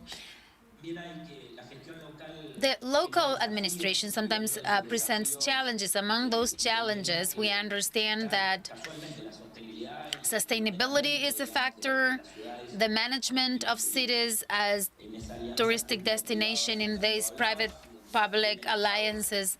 The government, the administration, the state has a very key role. So what can you tell us a little bit about your experience? Well, Ale, we've talked about this. Alejandro is executive officer of the touristic agency, plus all the other things he does. What happened in Carlos Paz was a process. Tourism had a lot to do with understanding that the main role is society, is the one of society, and in this participation will legitimize the territory, intermediate institutions, the neighborhood centers, understanding and taking care of our home, and strengthen public policies, not only local but also regional policies due to proximity and collective responsibility. And I believe that, as you said before, when we talk about tourism, we talk about culture, we talk about history, we talk about sports, we talk about what we are, who we are, and we must do that with responsibility. We are very proud to show that. There is a continuous economic exchange. I think Carlos Paz is exactly that picture, right? I mean, we've done a lot of work, and the touristic policies are beyond the occasional organizations. It has its own goal based on its strengths.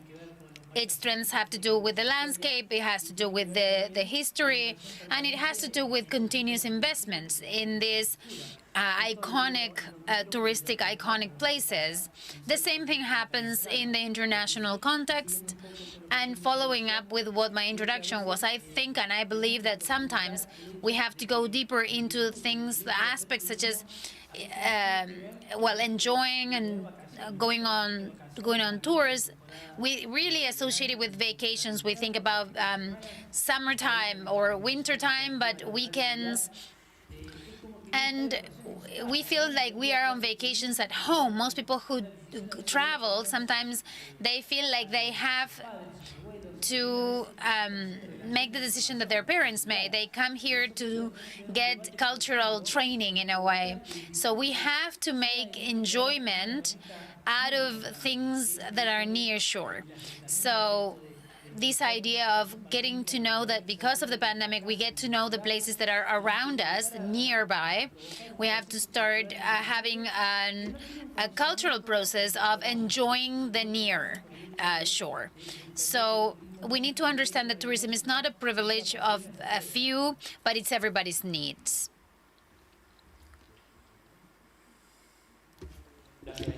Thank you, Esteban. Very clear in your words and your definition regarding the value of those who make part of the value chain, private sector, public sector, and the commitment that we all have to take on, especially from the role of the state.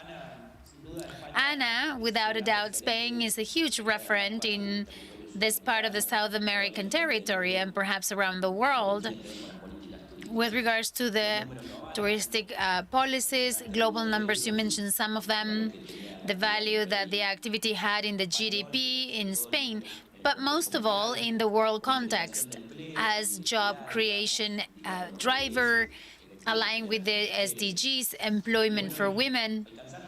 And you even mentioned a little about investment to generate modernization, improve competitiveness, sustainability as a country, Spain as a country, after this crisis that hit everyone and put us in this difficult situation for the touristic industry.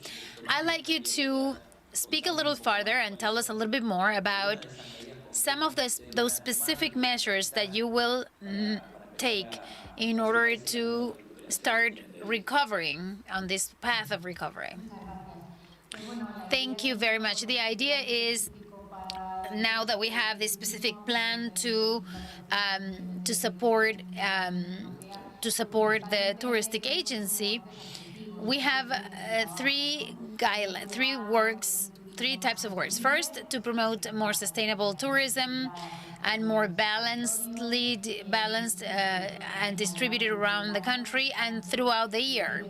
So diversification and seasonality, those are the elements that we think that are key, and we're going to work on those, trying to complement the offer that already exists, that is very powerful in the shores, the shore tourism or beach tourism, and we're going to complement it with those destinations that are in the mountains, rural areas that show Spain's diversity and that help to make the touristic flows not so seasonal. We also want to reduce the negative impact on the environment.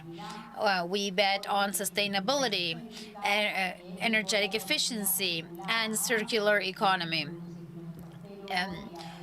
Products at 0 kilometers, developing the local products and companies, preserving our touristic places and natural places like biosphere reserves and great protected spaces that complement the touristic offer, that make it much more sustainable on the Spanish economy.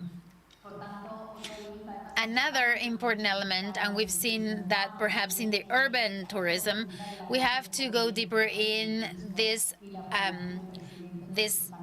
sharing of resilience and the local tourism. That's one of the lines that we will also work on. And second, another key element will be to digitalize a sector that is made of SMEs. They need to start using IT tools.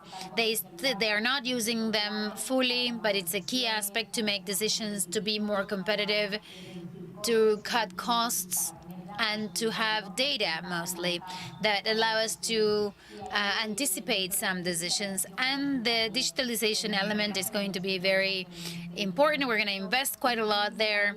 And last but not least, to improve competitiveness of our destinations and of our companies by creating new touristic products, diversifying the offer, and supporting them in their green transition and the upkeep of the historic patrimony. We believe that this formula gives us a plan that will help us transform and invest and to continue having the position that we had and to have and generate wealth and the distribution of said wealth, not only for those who come, tourist wealth, but for those who live in Spain and who live and depend on touristic income. All right. Thank you very much. Alejandro? Connectivity issues, sorry, but I heard everything, all the answers. Congratulations for the work you are doing. Before we close, Maxi, and before you make your final conclusions, I'd like to thank everybody who's listening in Cordoba, Argentina, and the world, who were listening to this very important panel. I'd like to thank the speakers for your answers. At some point, there are several coincidences in terms of culture, people, humanity, the touristic activity as a tool for peace, as a driver for peace, to join populations and to have alliances, not only institutional alliances by private and public sector, but also the actors, the stakeholders within the same sector, as a driver to link and as a north for the touristic activity. Once again, thanks again for your participation. And Maxi, thank you so much for the invitation to moderate this panel now. I'll give you the floor. Thank you very much, Alejandro. As you said, we had an honorable panel with people from around the world. We had Alejandro Lastra as a speaker, Director of Marketing and Promotion of touristic products. Esteban Avilés, thank you so much, President of the Cordoba Tourism Agency. Richard Campbell, thank you so much, from Washington, D.C., representing the OAS. Ana Muñoz, thank you very much, from the Secretary of Tourism of Spain. Special thanks, and please greet Fernando Valdés, who was not able to be with us, but he was very well represented, so very glad about that. And thank you, Maribel Rodriguez, once again for your support, your commitment, your participation, VP, Senior VP, and Acting CEO of the WTTC. Thanks, everybody. I think Alejandro summarized the conclusions very well, but what is clear to all of us is that we are sharing all these realities, and there is no doubt about what tourism represents for the whole world, from the economic standpoint, employment, any of the sectors that we've discussed. It's always there, and to highlight the cultural fact that tourism is, and the only way to work ahead is to work together, public, private sector, and among the different countries around the world. Thanks, everybody. Don't go away. Enjoy the beautiful images of Cordoba, the host of this Local Forum 2021, and with videos that arrive from different parts of the world. Thank you very much.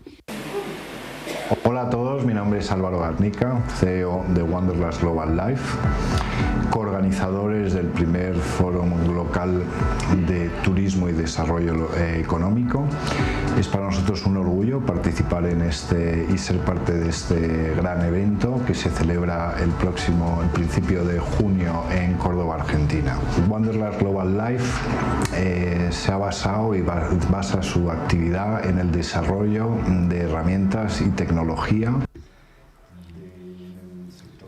In the touristic sector, focused on a changing model to make a more sustainable tourism. For us, it's this forum is very important because, in a way, will try to summarize and develop the foundations for this local development with new tourism becomes a reality. Thanks, everybody. We look forward to seeing you on June 2nd and 3rd.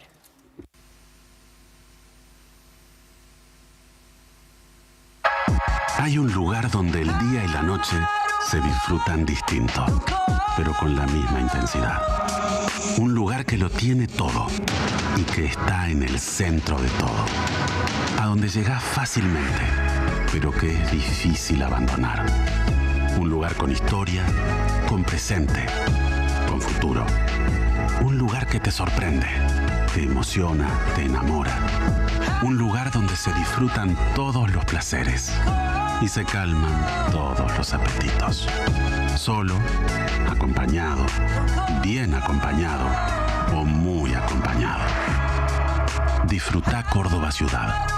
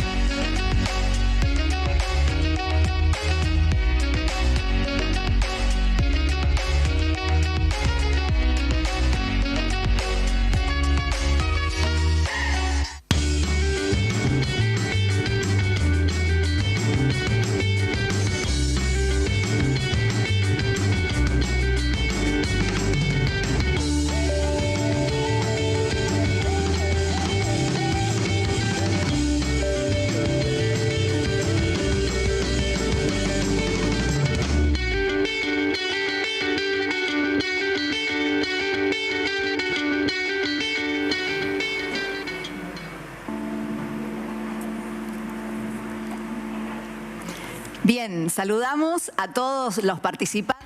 We'd like to greet all the participants, more than 1,000 people following us from all over the world. Thanks, everybody. We are in Córdoba, Argentina, the place where you will find those beautiful places that you saw on the videos, the first global forum on tourism and economic development in the framework of the 5th World Forum on Local Economic Development.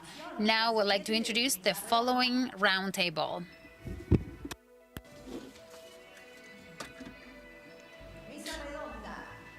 New tools to travel, moderated by Inmaculada Benito, who is the director of the Department of Tourism, Culture and Sports of the Spanish Confederation of Business Organizations.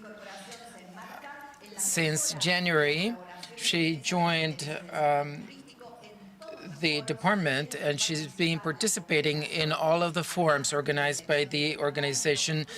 Besides this, she is the secretary to the Tourism Council and the Commission of Sports and Culture. Inmaculada has been part of Iberistar Group. She joined the company in the Department of Operation as Deputy Chief Operations Officer. In the last 2 years, she was the director of the CEO office in charge of institutional relations. She was connected with hotel associations and also connected with public works.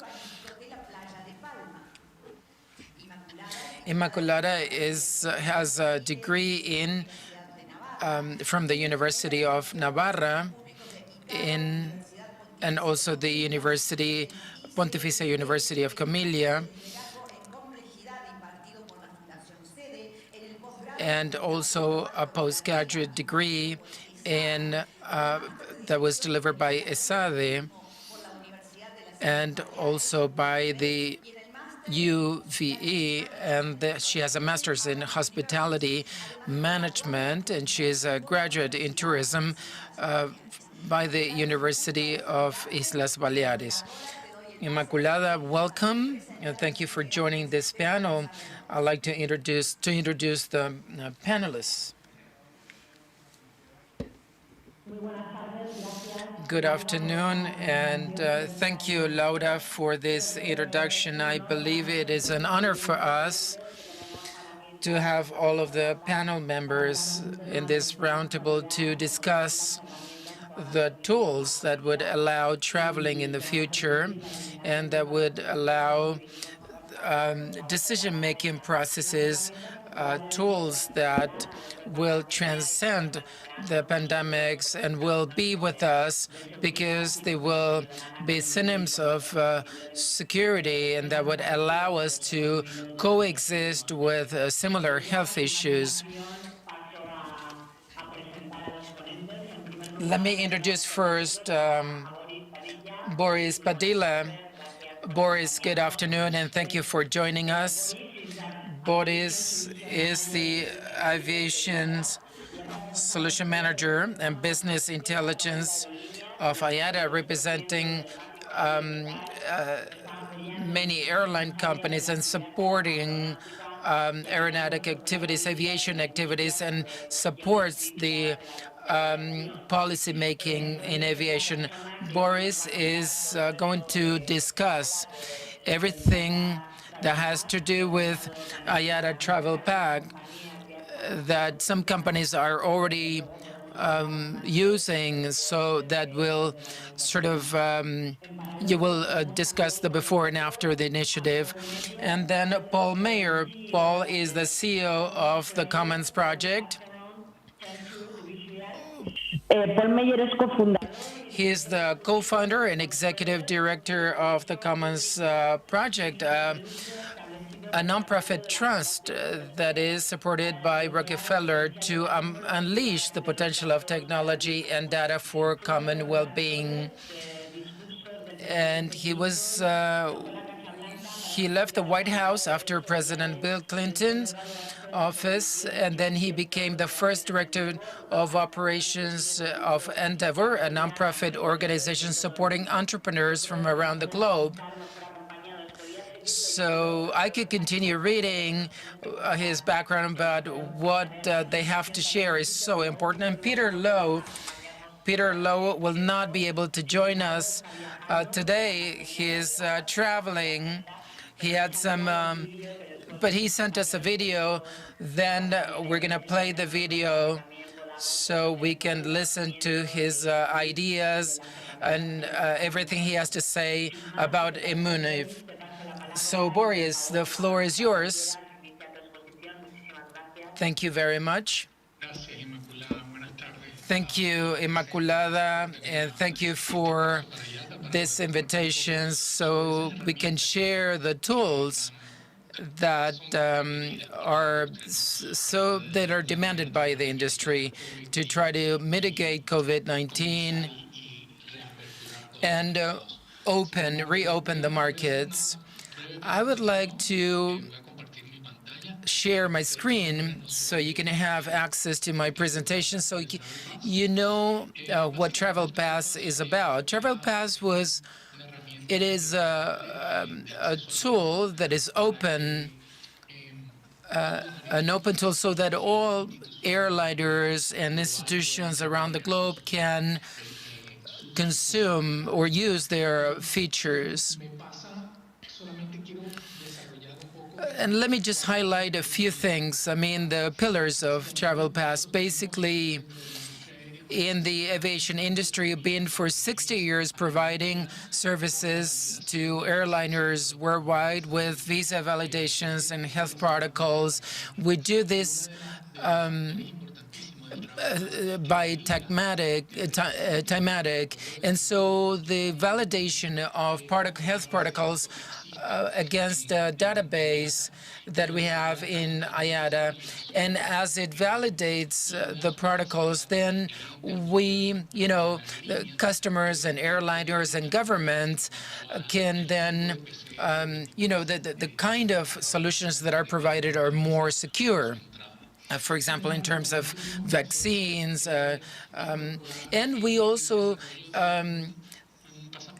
developed a digital passport that is supported by WASI, and this digital passport, through this passport, the customers have all of the information, so the identity can be validated when the Travel Pass is downloaded on the cell phone. The Travel Pass was designed to be to be used in all airliners, so each airliner can use Travel Pass as a background tool, as a background app. But we had to record all of the laboratories worldwide to be able to be more efficient in terms of pointing out the best laboratories that are performing the tests, and the laboratory gets in touch with the customer to provide the customers with the test results. So the lab, they can send the data of the PRC or vaccine results or test results, can do this via the system, and then the data is received on the cell phone of the customer. Just for you to have a quick overlook at how it works, first thing, the customer has to validate and scan the passport. It just reads the chip of the passport or scan the passport, and then a selfie, and then a live video just to make sure that person is alive, right? And so once identity is validated, then the customer has access to the route, to the itinerary, and then the customer can make an appointment with the lab and then get the result of the test. Once the results are sent by the lab, then the Travel Pass application validates against the thematic database three things. First of all, that the test was conducted in a lab that is registered. Secondly, that the test complies with the destination requirements. If the customer goes to Paris, for example, it'll check all of the protocol regulations and standards. And thirdly, it'll validate that the test complies with the deadlines, because you know that many countries worldwide demand a specific time range of 72 hours. So once these three things are validated, the customer is given an okay to travel, and this is shared with the airliner. And this is the benefit, 100% of what we are after is, I mean, we're just managing 15% of passengers around the world, but airliners have to validate manually and through documents and papers information that makes the process more bureaucratic. It delays the process. So once you get the okay to travel, then the airline doesn't have to validate the test or the vaccination certificate. So the check is performed online via a website or different stands or stations.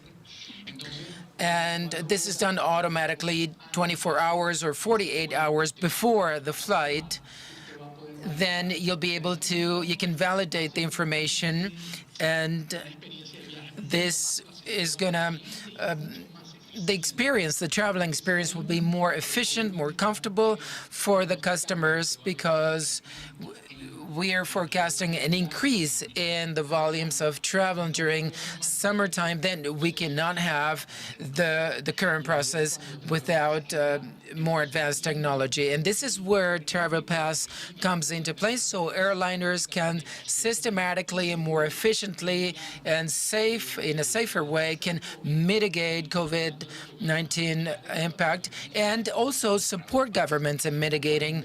Currently, we have over 55 airliners which are actively testing or trying Travel Pass in many markets around the world. So Travel Pass, I think, will be one of the most relevant solutions to be able to help customers, airliners, and governments to have to reopen the markets and mitigate COVID-19 in those markets. Do you have any questions?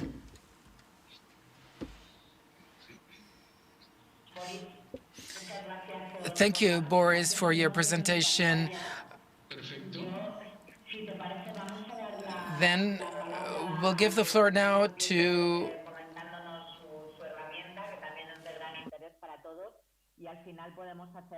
Peter. We'll give the floor to Peter, and then Paul, and then we'll have some time for question and answers. For inviting me today. I'm excited to share what we're doing at the Commons Project, what we're doing specifically with Common Pass, which is one of the leading solutions that's currently deployed with many of the world's largest airlines like United and JetBlue and Delta and Lufthansa and others. We come at this from a very different perspective. IATA has been in the airline business for 70 years. We come from the world of health. And when we began the Commons Project, our first platform that we built and launched was called Common Health. It's the equivalent of Apple Health for Android phones around the world. So it's a platform for people to collect, store, and share their health information. Our mission is about improving health and providing a trusted place for people to collect, store, and manage their health information to improve health. And so our whole approach to this problem, stems from our foundation in health and building on open health data standards and having built a global network of health organizations that are joining us on this mission. We were working on this long before COVID. We'll be working on this long after COVID. When COVID happened, we did realize, though, that there was a new reason that people needed access to their health information, which was to solve the problem of being able to travel again and cross borders. And so we launched an initiative last summer called Common Pass, which is really the first initiative to demonstrate. You've just seen I had a travel pass, looks quite similar based on the concepts that and the model that we developed at Common Pass.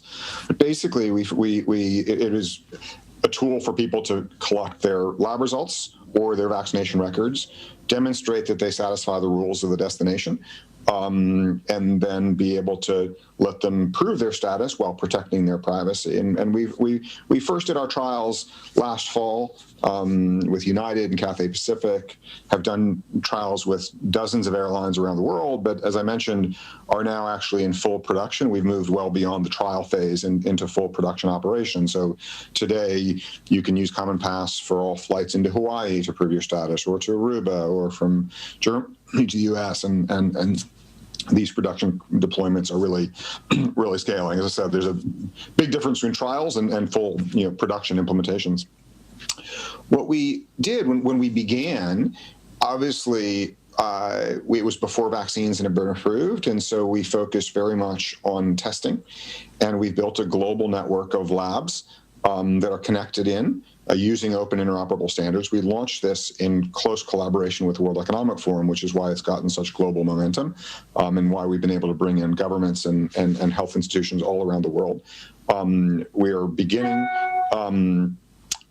So we have now health partners in 32 countries, and that number is likely to exceed 100 within the next few weeks. But these partners, these health organizations, are organizations that are committed to providing health information to individuals using open interoperable standards for healthcare purposes. Again, there is an urgent travel problem, but this is fundamentally a health problem, and we are absolutely committed to doing this approach, and we think it's important that this be done in a way that empowers people with their health information for healthcare purposes, long past the need to prove your status to travel. So that's really our kind of foundational approach. As I mentioned, the network is currently in 32 countries, will soon exceed 100. The other thing, of course, happened last fall was the advent of the arrival of vaccination records. And so what we did is we co-led an initiative called the Vaccine Credential Initiative that has set the standards, certainly in the US, although the standard is now being adopted by many countries around the world, for digitizing vaccination records. And so we're, over the next 2 to 3 weeks, all of the major US healthcare institutions, the largest pharmacy chains like CVS and Walgreens and Walmart, all of the biggest hospitals and the biggest health technology companies are going to be adopting and implementing the standard that we've created. We've done this in partnership with Microsoft and Apple. So this is a standard that is being adopted, certainly by the entire U.S. healthcare ecosystem. But again, many countries are also adopting it. North Macedonia went live with it today. Many other countries are also adopting the standard. It's analogous to the EU Green certificate standard, but it's certainly the one that the U.S. is adopting because the U.S. government is not itself issuing vaccine credentials. It is the individual health institutions that are actually issuing these kinds of credentials. So again, for these kinds of systems to work, they have to be rooted and connected to healthcare based on the open standards that the healthcare system has developed and will continue to develop. So that's the sort of the model. And again, this is very exciting, not just because it can enable these sorts of travel discussions, but these standards are really laying the groundwork to enable people to get access to their health information in a way that they can control to be able to improve health outcomes in the fullness of time. So this is a bit of a diagram in terms of how this all works together. So we have built a very large global network of health institutions that are adopting these standards and making their health information available to individuals. It's open, meaning that data can be held in many different technology platforms like Apple or Google Pay or Samsung Pay. It's not just all in one app. It's an open standard that these data can go into the digital wallets and the tools that people use for their regular life. And then Common Pass really is just checking to say, hey, you want to fly to Hawaii today? or you want to fly to the UK or Spain, what are the rules? Show me that your health documents satisfy those rules. I will basically say you're good to go. It's also already in production, integrated through APIs, which means airlines don't have to scan something at the airport. They can do this in a way that's already integrated into their online check-in processes. And again, that's already in production at large scale. These are some of our many partners around the world. Again, we've been able to, we had already worked with most of the, much of the sort of healthcare ecosystem. We're working in very close, active partnership with most of the largest technology companies, certainly the health technology companies, and again, as I said, most of the largest airlines, and already in production, working with them. So anyway, there's a quick introduction and overview to both the Commons Project and Common Pass, and look forward to your questions and collaborating with you. Thank you very much, Paul. Ahora a continuación vamos a... Now we'll go and show Peter's video. As I mentioned at the beginning, he cannot be here with us. So from the technical service, please roll the clip. Hi, my name is Peter. I'm the co-founder of Imovid, and I'm really happy to join you for this first global forum on tourism and economic development. Unfortunately, I don't know if I can be there live because COVID has made me change travel plans, so I decided to pre-record this. And I'm looking forward to tell you about Imovid and the company Next Plane behind it, and how we approached this pandemic and the technological challenges that brought to us. So I'm just going to start presenting here and go straight into it. So we come from a different background compared to these speakers that we all just listened to.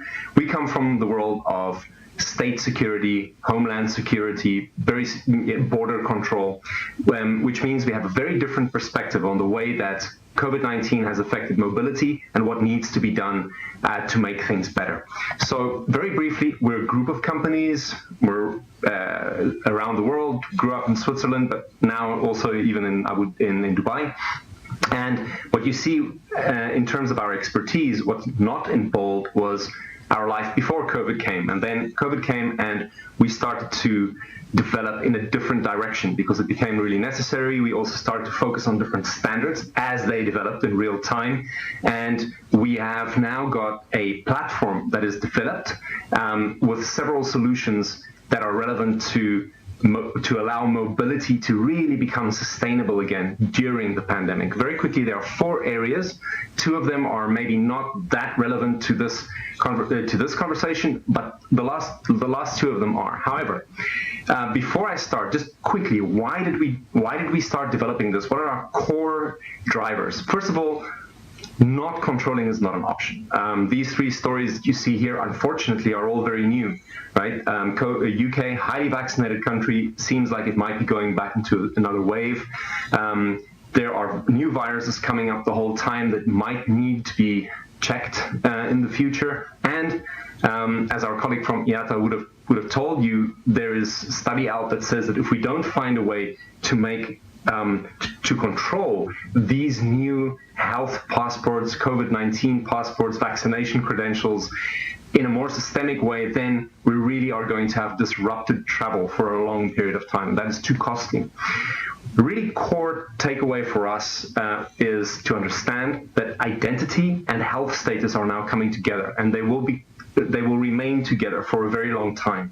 This is important because it changes the way in which strategies need to be developed to make people flow across borders and into spaces that need to be controlled. And this is a big moment, actually, from our perspective. We see an end to the first phase of reaction to COVID-19 and formal mobility, which was crisis, which was making decisions quickly in order to protect people, going into an area of now there are going to be standards like HL7 on fire that can be used to really homogenize the way in which we interoperate with these systems. And there's technology. So the platform we developed is called Immovid, and we work in 4 different areas. So on the one hand, we work with governments. With governments, this is really about helping them to develop, from a technological perspective, vaccination programs, the creation of digital certificates of vaccination and of immunity in order to ensure that they are on a standard that is then interoperable with the rest of the world, and that they are capable also of validating these new credentials that will be flooding onto the market very soon in their countries. This is where we come from. We come from state border control, from migration, and all governments in the world now need to learn how to include, how to integrate COVID-19 or any other future health credential into border control processes. And if we don't get this right, then the airline queues are going to look like they look now for a long time. But there's life on the other side of the border. And as I mentioned, I think this might be much more relevant to the conversation, which is from our perspective is that there will definitely be rules and regulations that will apply to what type of credential, health credential, might be necessary on the other side of a border if someone wants to go to a concert, if they want to go to a sports game, if they want to go to a trade fair, for instance, where there's a need of public health to control who gets in. So we've developed a universal health credential validation system that can really interoperate, and there are many of them to interoperate with. Let's take the IATA travel pass as one. Then we have the new digital green certificate that will be available to more than 400 million Europeans in the future, and similar legislative projects around the world, all on a very similar standard. I'm in Dubai. Here they have a platform called Al Hosn, which is not the same as the other. There are differences between them, and every day there are more. And the ability to interoperate with all of them and validate all of them and confirm that they're in compliance with the local legislation, that is where we see it could really bring a really big win for tourism. And lastly, we're also aware that there are many tourist destinations that have digital platforms, apps, and other platforms that they would like to onboard tourists onto, that have been onboarding onto. But since your COVID credential is now a relevant part of your tourist experience, the same need exists also for the tourist destination, which is how are we going to allow any tourist from anywhere in the world with a valid health credential, COVID credential, to onboard really quickly onto existing platforms. We've developed such a platform, and we are looking forward to its.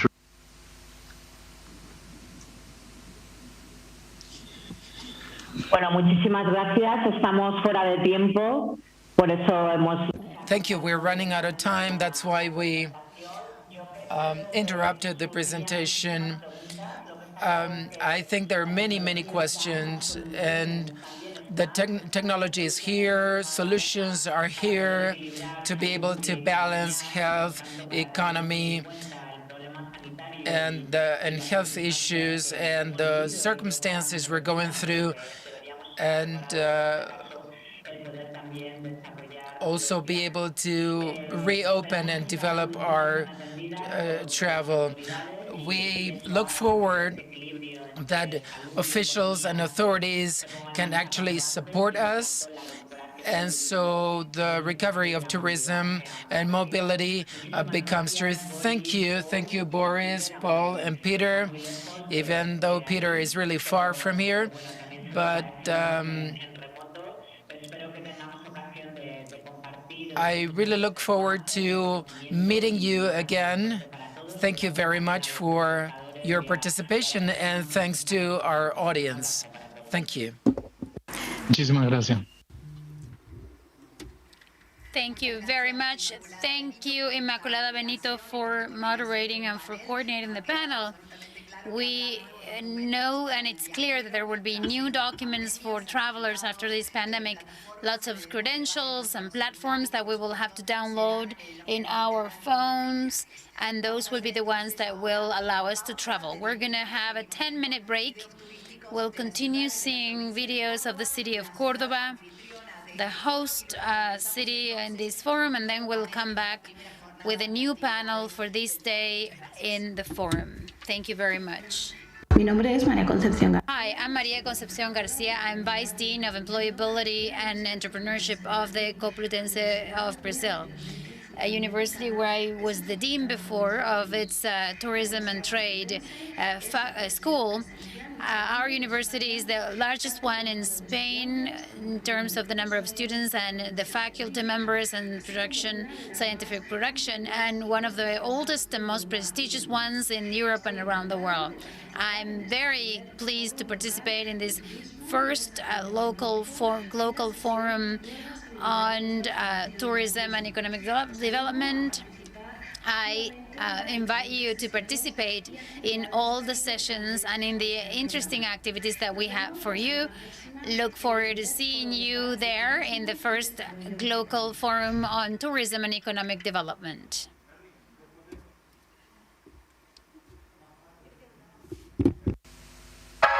Hay un lugar donde el día y la noche se disfrutan distinto, pero con la misma intensidad. Un lugar que lo tiene todo y que está en el centro de todo. A donde llegas fácilmente, pero que es difícil abandonar. Un lugar con historia, con presente, con futuro. Un lugar que te sorprende, te emociona, te enamora. Un lugar donde se disfrutan todos los placeres y se calman todos los apetitos. Solo, acompañado, bien acompañado o muy acompañado. Disfruta Córdoba ciudad.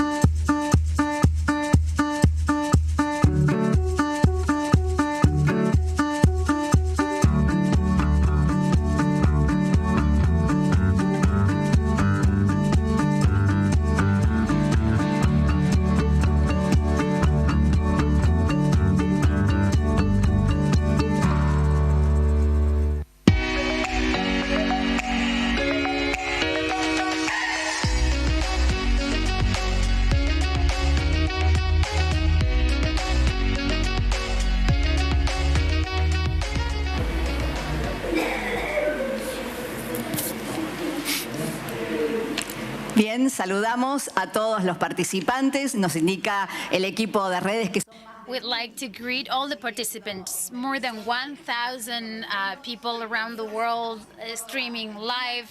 We are in Córdoba, Argentina, where we have those beautiful images that you have there. The third activity today of the first World Forum on Tourism and Economic Development in the framework of the fifth World Forum on Local Economic Development. The next panel is going to be now presented. Recovery strategies for the sector from the private sector outlook. The moderator in this panel, Mr. Maximiliano Mauvesin.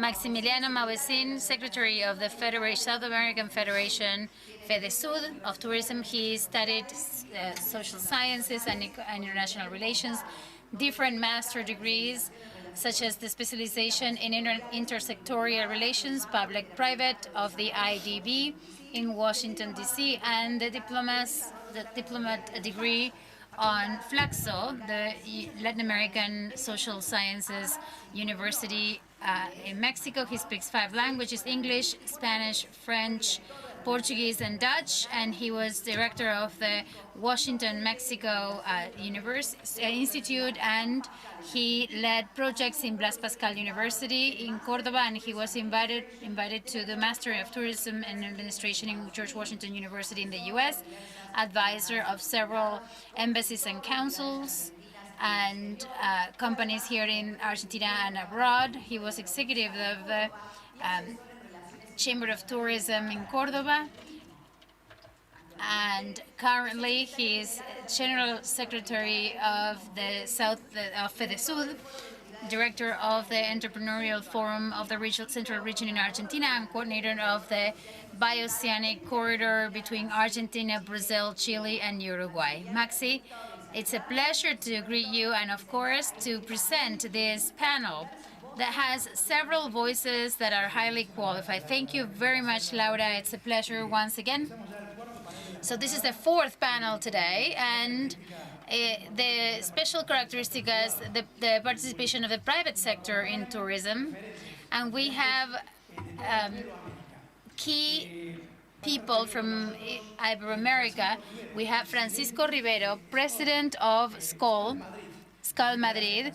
Thank you, Francisco, for being with us. Also, Aldo Elias, president of our Argentine Chamber of Tourism. Marco Mercado Murillo, president of the private sector of Bolivia's tourism. Our friend Helen Coromjian, she's the executive VP of the Entrepreneurial Federation of Tourism in Chile. We'll have our friend Holbach Molieton from Ecuador, president of the Federation of Chambers of Tourism. Carlos Anchorena, also from Peru. Marina Cantera, president of the Uruguayan Tourism Chamber. Thank you very much. Leudo Gonzalez, president of the Higher Council of Tourism in Venezuela. Leudo, thank you very much. We know it's been a great effort for you to be with us today. Thank you for being here. We really appreciate your participation. Well, we're going to start now with this panel that somehow is going to enlighten us with the strategies, the recovery strategies for the sector, with an outlook on the private sector, from the private sector. We're going to start with Francisco Rivero, president of SCOL, connected from Madrid, and who has a short presentation for us. And for us, it's a pleasure and honor to have you here. Thank you, Francisco. The floor is yours. Hello, dear friends. Thank you. I really appreciate the time. In a few minutes, I'm going to explain the situation of tourism in Spain. For me, this technological issue is quite a thing. I'm sharing my screen. Can you see my screen? Without a doubt, what was tourism in Spain in 2019? Look at this. Spain is the most competitive country in the world. It's a position, it's a role, a place, a rank that it had since 2015. 83 million tourists and 91 billion euros, 12.4% in the GDP directly entered from the tourism industry. Let's see the situation now after the pandemic, the great catastrophe. We've only had 19 million tourists, 77% less. We had about 20 billion euros, so 78% less. And the GDP also dropped 4.3%. There are hotels that have been acquired by hedge funds with a profitability of less than 5%. But we're going to give you some hope. Tourism is reactivating. The European Union, as of today, they started showing what the health passport is, the vaccination passport is. There are more people that have gotten their vaccine, and from here, we want to do proximity tourism.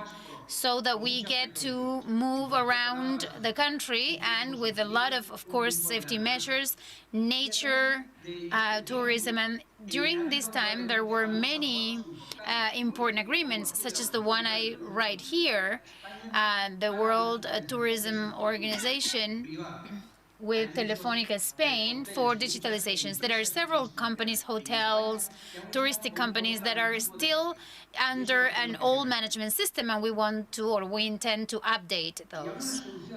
Some solutions, because I want to be very brief. Europe is going to give Spain 140 billion euros. 3.5 billions of those will come to the touristic sector. There are private public actions to support tourism. The information is the same. There are good numbers. Strikes were reduced. And we have to give certainties and give more mobility to the Spanish citizens and for the foreign people who come to Spain. There are more than 18 million tourists that came in 2019 came from England. So we are opening borders to them, and we want that to happen all throughout the Spanish territory, in the Canary Islands, in the Sun Coast, in the Brave Coast. And so there is a lot of tourism. We're leaders in the world for beach tourism, but we want to add other types of tourisms that are interesting, like cultural tourism, because those tourists that came to Spain spend twice as much money. It's without a doubt that we still have to work a lot with tourism. It's a public-private tourism, that touristic sector that needs to give support. Thank you so much, everybody. All right, thank you, Francisco. Thanks for your words. I have to highlight that Francisco, today, he is the president of SCOL International Madrid, but he has a doctorate in tourism. He's a specialized journalist in tourism, and he's been 30 years in the management of the tourism agency in Spain. Please stay with us for questions. Now we'll move on to give the floor to FEDESUD members, the South American Federation of Tourism that groups all the chambers of tourism of Latin America. And to begin, we're going to talk about certain topics, but first I'm going to give the floor to the president of the Argentine Chamber of Tourism and current president of the South American Federation of Tourism, Aldo Elias. Thank you, Maxi. Thank you to this GLOCAL Forum that has brought us together to address future issues regarding tourism,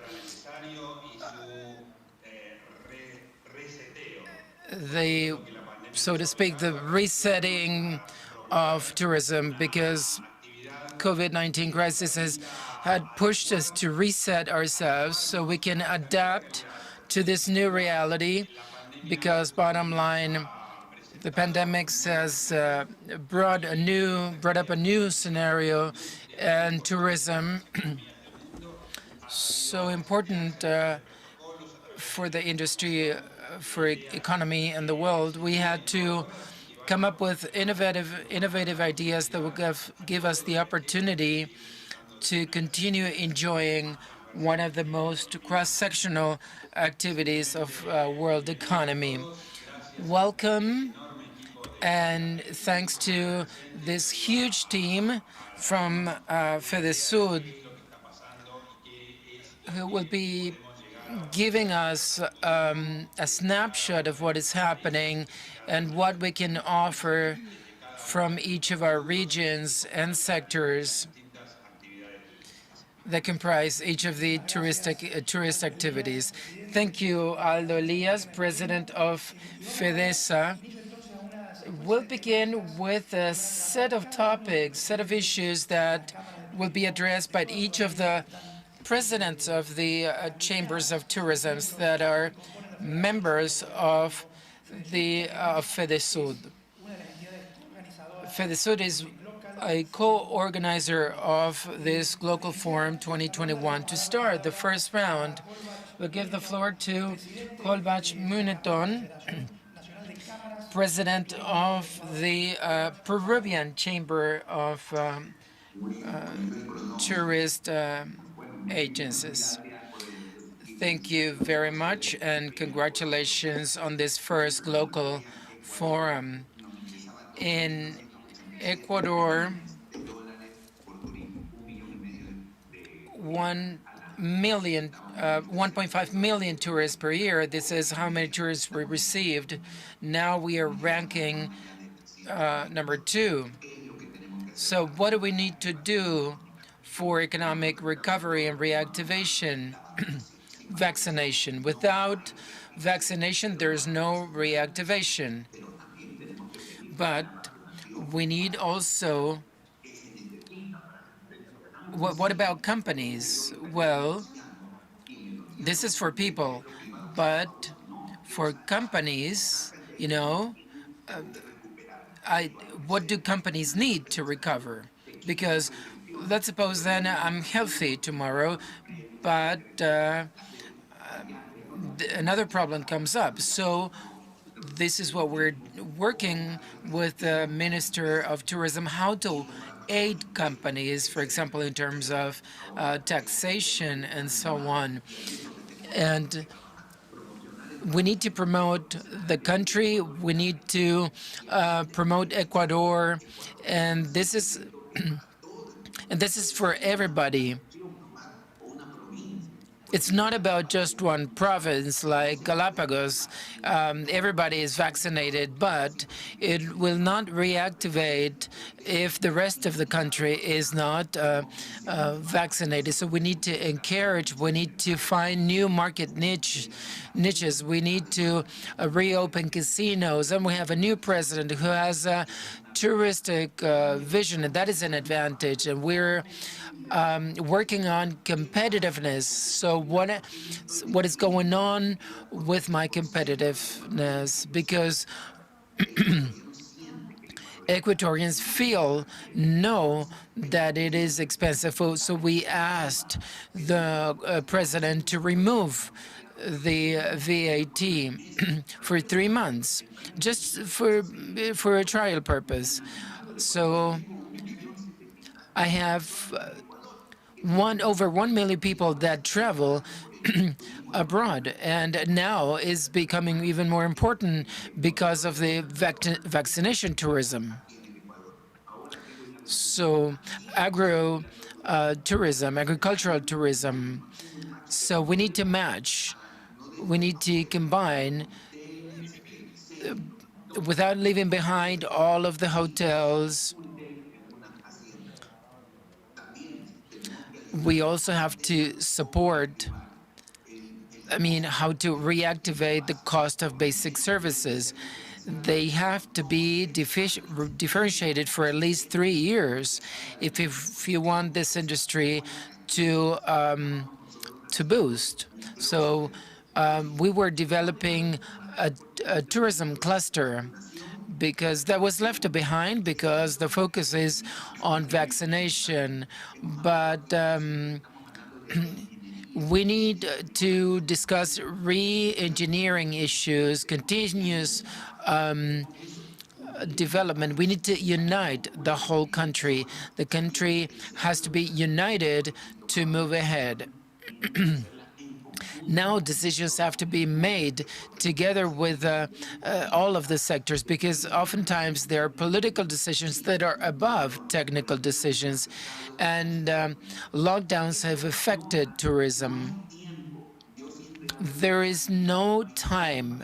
There is no time for decision making. It's like going to a race and with a car that I'm just testing it. We need to go to to have all of our programs tested and make sure that everything is working. to recover such an industry that has been so beneficial to all of human beings, because everybody needs peace, leisure, and tranquility. Thank you for your contribution. You talked about the impact of regional economies and local economies.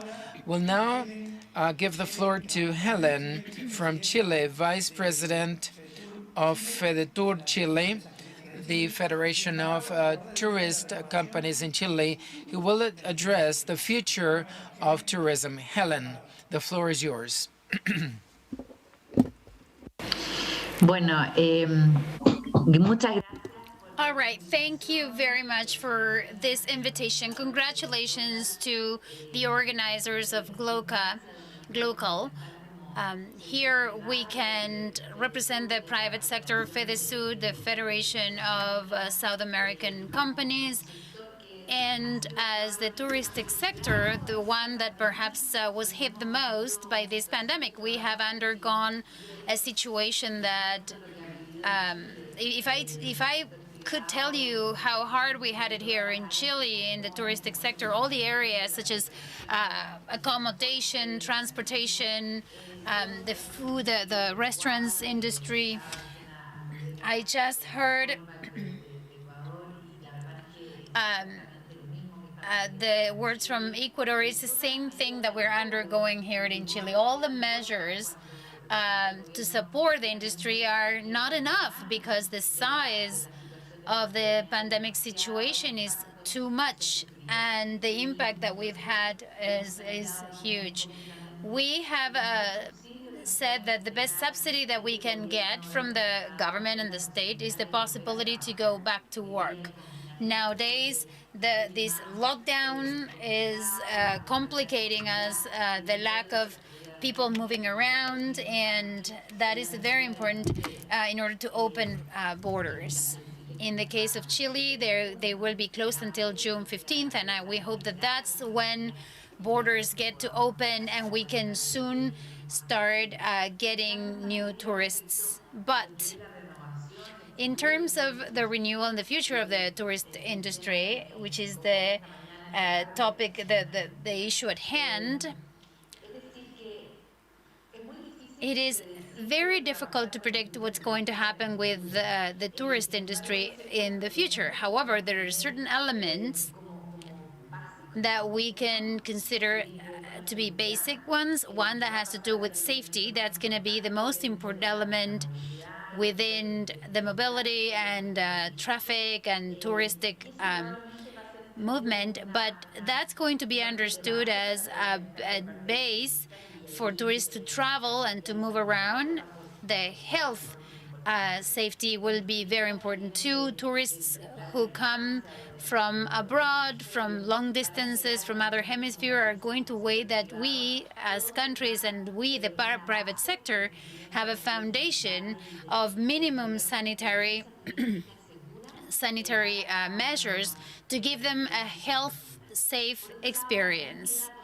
And we also have ahead a lot of work to do in terms of how we are going to organize ourselves to validate the healthcare systems for each one of the countries, to make sure that visitors can come and visit destinations, being sure that they will be well taken care of with the vaccination programs. We still have a lot of work to do. We see that IATA and the IATA travel pass and other elements that everybody will look for to validate the vaccination processes in each one of the countries, so that every person that has the 2 doses plus a 15 days can travel. That work is really important. We need to have that agreement, that consensus among the countries to travel abroad in the future. We, the private sector, have a very important role to play. We need to support, we have to put pressure, but also to communicate so that there is that approval, there is a fluent exchange of information among the countries. On the other hand, it is also very important that we consider that our countries, and most particularly in the case of South America, something that is in our favor is that in general we promote nature tourism, open space tourism, and that's going to be very good for us because that's when we have social distancing in a very natural way, and we have to profit from that. It's an advantage when we compete with other places around the world.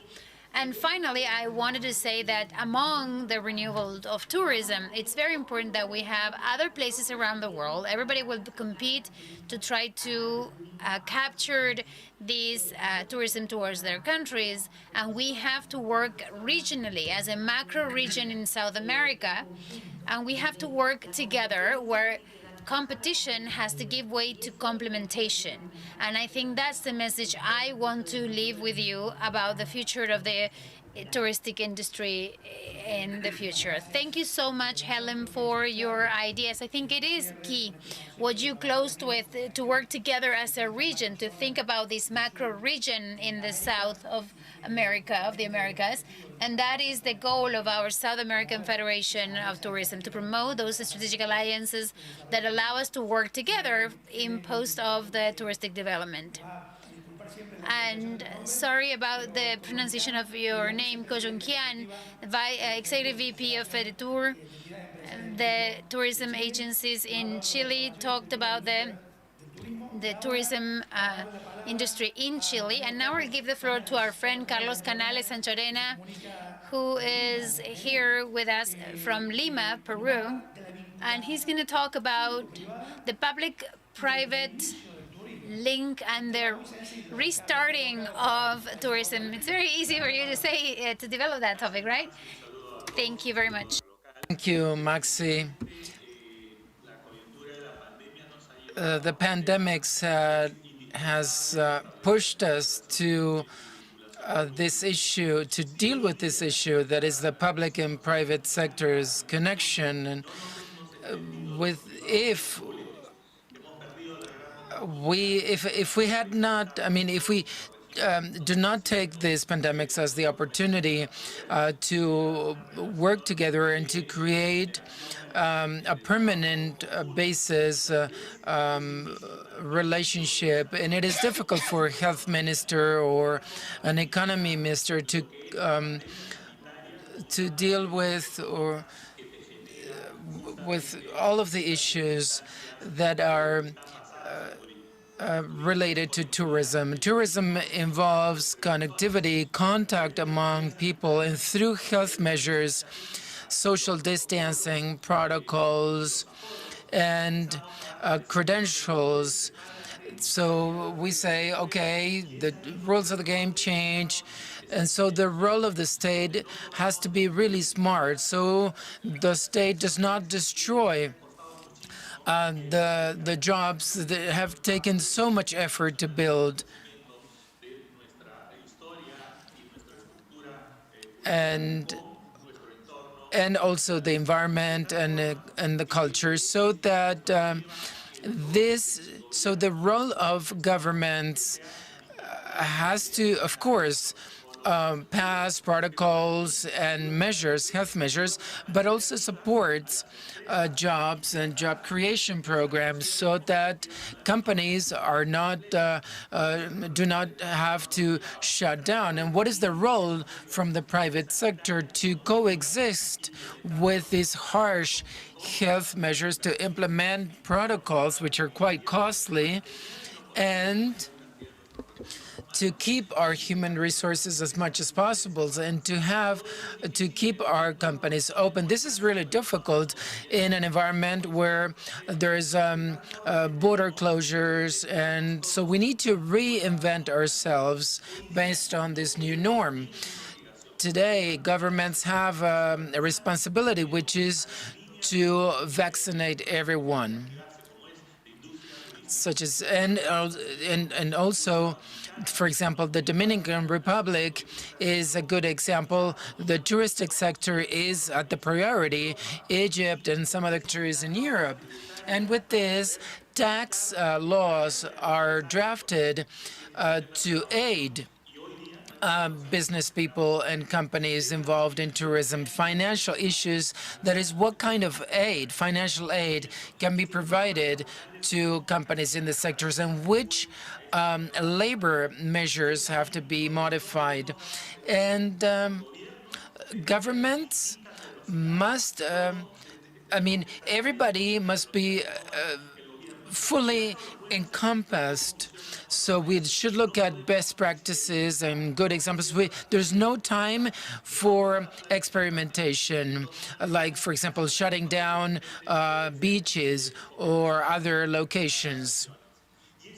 And private companies or the private sector has to reinvent itself, because will depend mainly on the domestic market, because the products are different, what is being offered is different, the products are different. So the pandemic is here to stay. Vaccination is here to stay. So this new norm implies us to change our approaches regarding touristic products. As Helen's just said, people look for open spaces, not many people. Let's forget about travels in destinations where there's a lot of people. We need to have spaces with few people, nature, and well-being. So the market first will begin at a local level, and this is where we have to unite our efforts to promote tourism at a local level, and then regionally speaking, to kind of have countries come together, neighboring countries come together, and then the global market.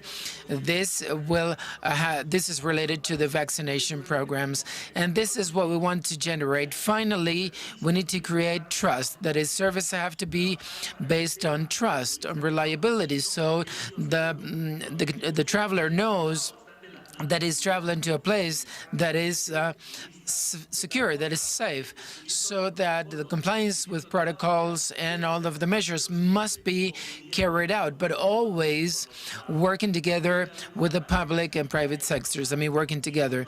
So if we don't make measures to fight the economic pandemics that is really serious at this time, and also the psychological pandemics that affects a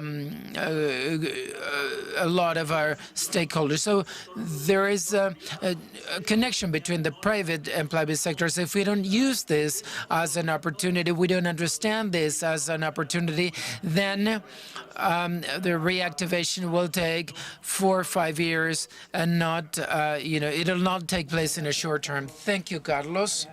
Carlos Canale Anchoria, president of Canatur, the Peruvian Chamber of Tourism.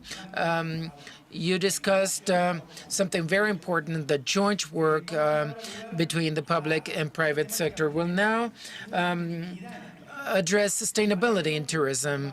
And to do this, we'll give the floor to Marina Cantera, the president of the Uruguayan Chamber of Tourism. Marina, thank you for being with us. Good afternoon, everybody. From here, from Uruguay, Montevideo, a great greeting to all of those watching. It's a pleasure to all of us be together, all the FEDESUD colleagues, discussing these important matters for our sector. Of course, we're all wondering, what is the role of sustainability in this context we're in this pandemic context we're in? Sustainability has become very important, with a new drive and a new outlook. I believe that in this moment we have to look at sustainability and understand that it has 3 dimensions that we need to dig into. The environmental concept, the one that is more spread out. When we talk about sustainability, everybody lets their thoughts flow about environmental sustainability, watching the resources, but also it's very important whatever has to do with the economic side. For a company, of course, profitability is important, but it's also important to watch and take care of the resources in the long run.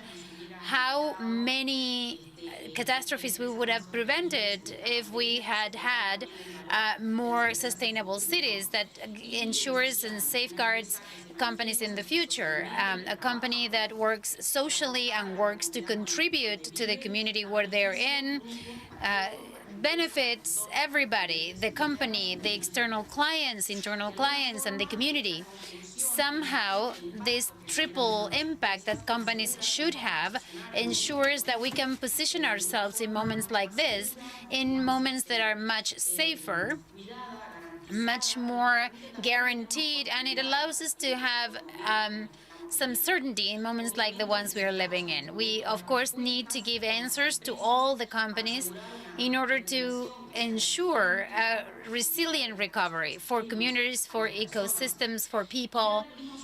And I see to see sustainable tourism to develop locally in all the countries where we are working on, and to continue aiming at those SDGs for the agenda, for the 2030 agenda, as the main goal to achieve at the end of the day. I want to discuss also the quality of the proposals. Nowadays, as the colleagues said, tourists are reinventing themselves. They are looking at each proposal that they look at in a different way. And the quality, of course, it's a concept that is very much close to sustainability. And that's why it's so important to offer proposals that are really attractive, but also that are within the context of that this new post-pandemic client is looking for, or that adapts itself to this pandemic situation.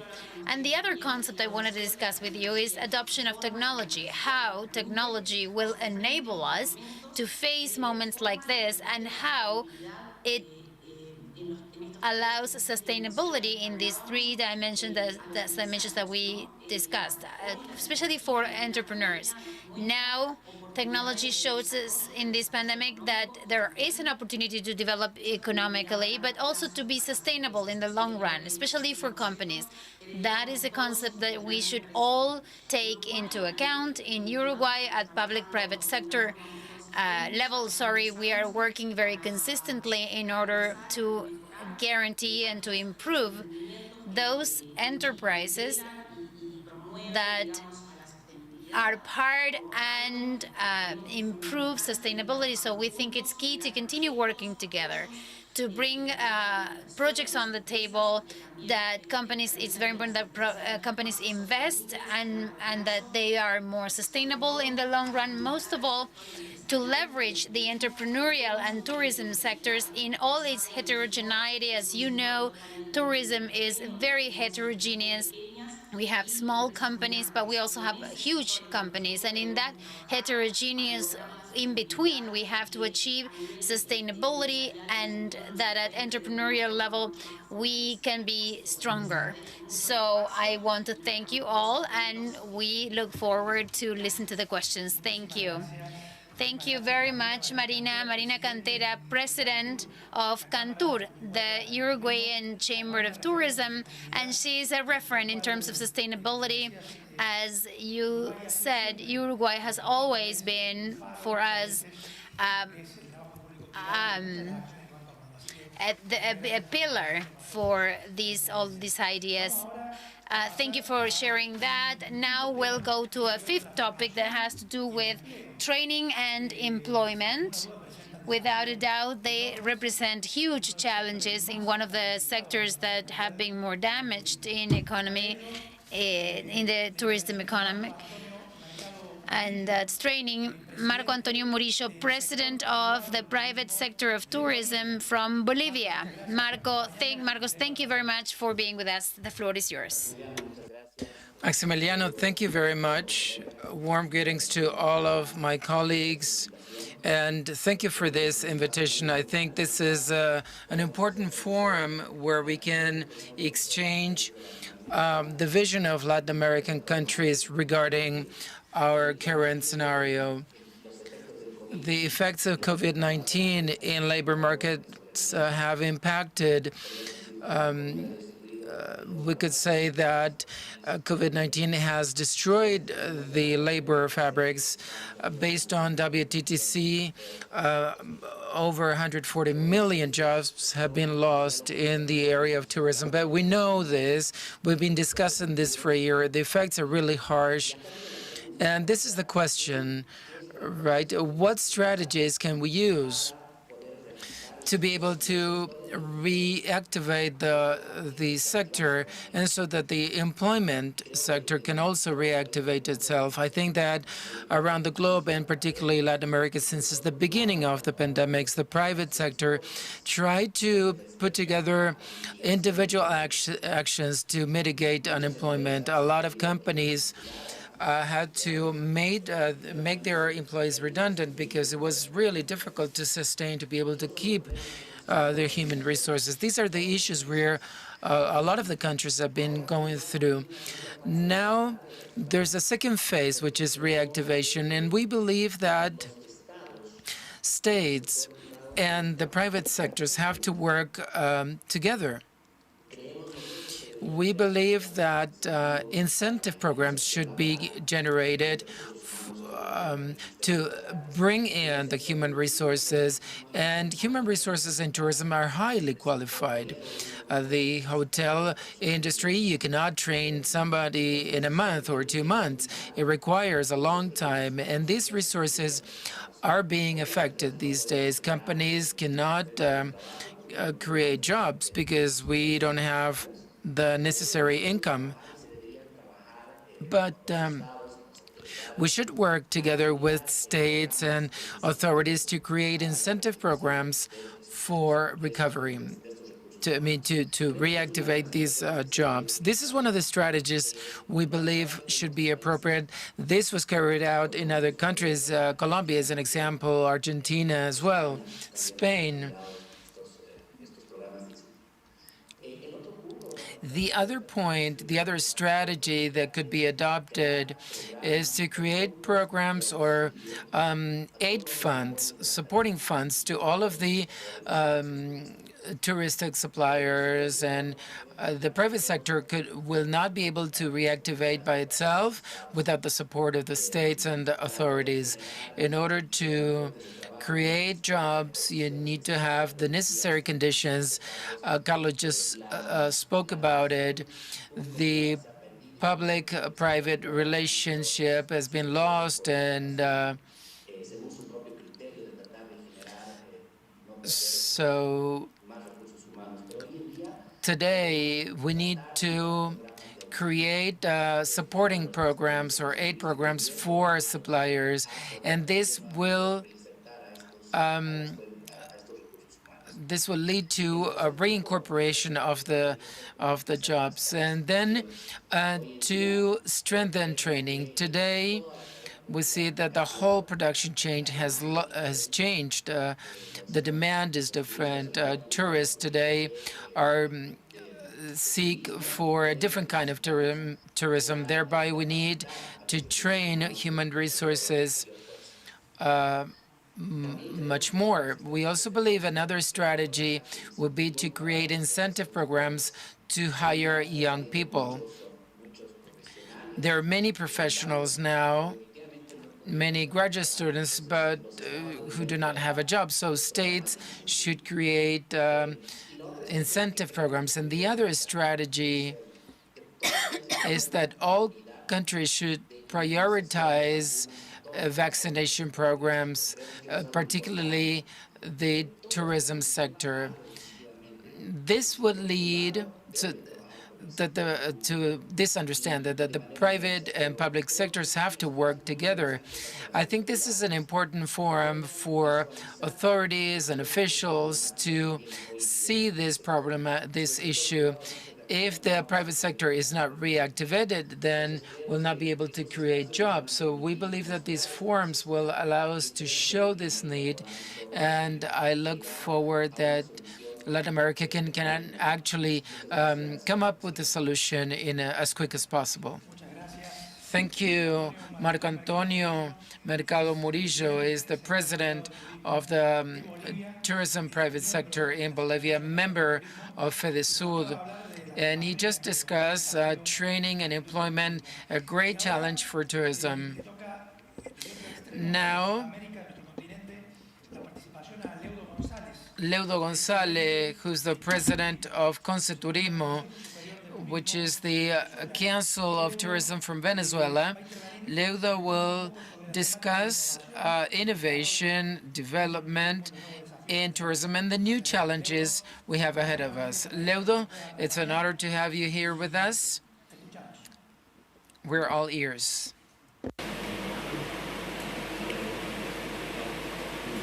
Gracias, Maxi. Thank you, Maxi.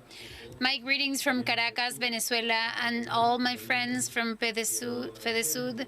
I'd like to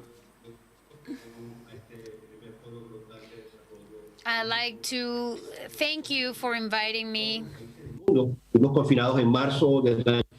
Since March last year, the touristic sector in Venezuela was completely stopped up until November last year, when we started having some sort of reactivation in some sectors and some international routes that were still opened over these past months. We were able to travel to nearby countries such as Panama, Mexico, and Dominican Republic. Bolivia also. And outside the continent, we only travel to Turkey. That's the only place where we can go to. So in our country, we have worked on intermittent lockdown, 7 by 7, 7 lockdown days, 7 days opened. And in some touristic destinations that are far away, such as our national park, it has specific characteristics. You can only reach, if you have a plane by plane, you can only reach that by plane. So we were able to see how mobility to Canaima was, the mobility towards Canaima was pretty much promoted. For me, it's fascinating to tell you the way we see tourism. I have no doubt that the growth that we've had over the last 10 years came hand in hand with technologies. The idea of approaching the demand and the offer through technology was key, and I think it was a great way to move everybody around the world. When the pandemic hit, the budget that we've seen and the new technologies, and here we are talking about an ecosystems of apps in all the platforms, the IoT, big data, geolocalization, blockchain, all of that has been potentiated much more. And we are in this new industrial revolution in which tourism will have to adapt and mutate, in our countries will have to enter that industrial revolution in order to be in the front line when we can reactivate the industry. We've seen as world-class destinations are changing and transitioning towards smart destinations, where health, safety, the physical distancing, the location of people and the knowledge of their habits are all known in real time, and decisions are made that affect destinations incredibly fast. And we see that there are many apps around the world that have been developed to somehow make traveling easier, even including those PCR credentials and vaccination credentials. And the different countries are leading that in an automated way, affecting as little as possible all the mobility around the world. But what is the reality in our region? In many countries in the region, we are delayed compared to the rest of the world. If we compared ourselves in the world ranking, we are in the middle of the ranking. Innovation and technology in our countries has not been motivated by the governments, and so the effort is all done from the private sector. And from the academic standpoint, our university, our academia they're still way behind in order to introduce these technologies. And of course, the offer of the specialized human resource is very, very varied. And that, of course, creates inequalities when compared to other countries. They represent huge barriers when it comes to offering services in our region, and that will prevent for us to reactivate in due course and proper time. And here I'd like to take a minute. My message to you is the possibility that from our administrations, the private sector, the public sector can standardize and approve all these technological advances to facilitate traveling. If we start seeing several tools, and each one of those is going to approach a different topic, of course, with the goal of moving people around, I think here we need to find a way to standardize, and from our region to try to encourage that to happen. I have no doubt that we are in a digital transformation, and the countries that will not get on board will be left behind. So let's make the biggest effort to keep on track and to keep these levels of technology. Thank you very much. Thank you very much. We had Leudo Gonzalez. He was speaking about innovation and development out of Venezuela. Your concepts have been very clear. Leudo is an example of strength and fight in all of the aspects, personally and professionally, and in a country that is so complicated.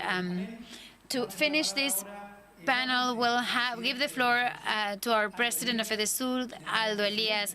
He's also the president of the Argentine Chamber of Tourism. He will talk about the core of FEDESUR, the regional integration. Aldo, the floor is yours. Thank you, Maxi. Wonderful presentations by FEDESUR, our FEDESUR colleagues. We all agree with the reality we have ahead of us and with what is left to develop this tourism, which is essential for the economy of our countries. And regional integration is the most relevant aspect, and I would say the most difficult or the most challenging to develop in Latin America. Why challenging? Well, because it is not only about the private sector. I mean, to unite as a private sector is something which you've been doing for some time now. But as Carlos Canales Anchorena said, the joint work between public and private sectors, we need to create the necessary tools, and these tools will work only if the region adopts them. To do this, we need to develop a clear, deep program across the different options we will take. We will not be able to achieve the objectives of reopening or reactivating tourism if the member countries, have a different perspective. It will be hopeless to have individual health passports where Argentina was set some conditions or accept, for example, a vaccine, just as what we can already see in Europe. Europe will be accepting some vaccines, others not. So as a region, we need to agree on the vaccines that will be authorized. Otherwise, it would not work. And this is the most important aspect we need to work on. We have been very active in the past few years. Argentina and Chile, that are two countries that began to understand there was much better to match, to agree, than confront. And because of that, we participated in a tourism fair in Shanghai, China, where for the first time in history we shared a stand. And this, so from FEDESUD, we understood that as a success. So, and also at the public sector level and with the participation of the private sector, Argentina and Chile, for Chinese tourists, agreed to share visas. That meant that a tourist from China could get a visa in Chile and visit Argentina and the other way around. These were the first steps we taken to interact as a region, and I believe this should be the way to go after the post-pandemic. We understand it is not easy.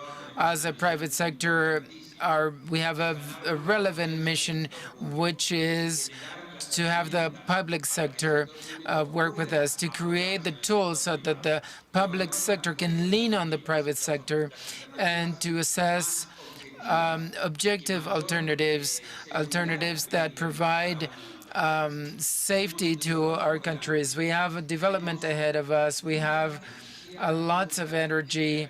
We're working very hard on reactivating tourism in the region and to work as a region, as a whole region. We no longer want to be individual countries because we are not seen by the world like that. And if we look at Europe,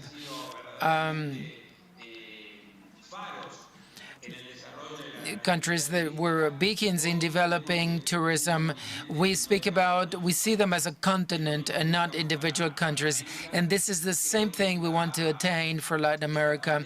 And I believe COVID-19 and this pandemics will give us this opportunity. We'll be able to present ourselves as a comprehensive destination that uses the same tools, that requires the same or has the same safety requirements via their protocols, so that tourists can come to our regions safe and knowing that they will be protected, protocols will be respected, and that the whole region will follow the same guidelines. This is highly important. We're putting our future at stake, and we can generate all of the tools needed for this. Thank you, Maxi. Thank you, Laura, and thank you all. Thanks to all of the participants of this panel and the organizers of this panel to tell the world that tourism is probably confined, probably prevented, but it is not. We haven't given up. We're ready to provide everything we can provide as an industry. Thank you, Aldo, who's the president of the Argentine Chamber of Tourism and president of the South American Federation of Tourism. As he said, the integration is really key, not only among our regions or FEDESUD. It should be really the backbone of the whole tourist industry. Francisco Riveros, thank you, who is from Spain. Francisco, it was an honor to have you here. Your participation, your support. All of you are here. We can see you on the screen. Francisco Oliveros, president of GLOCAL from Madrid, a leader in international tourism. We're very proud to have you here. We expect to have the integration levels that Europe has, which is really, have set an example.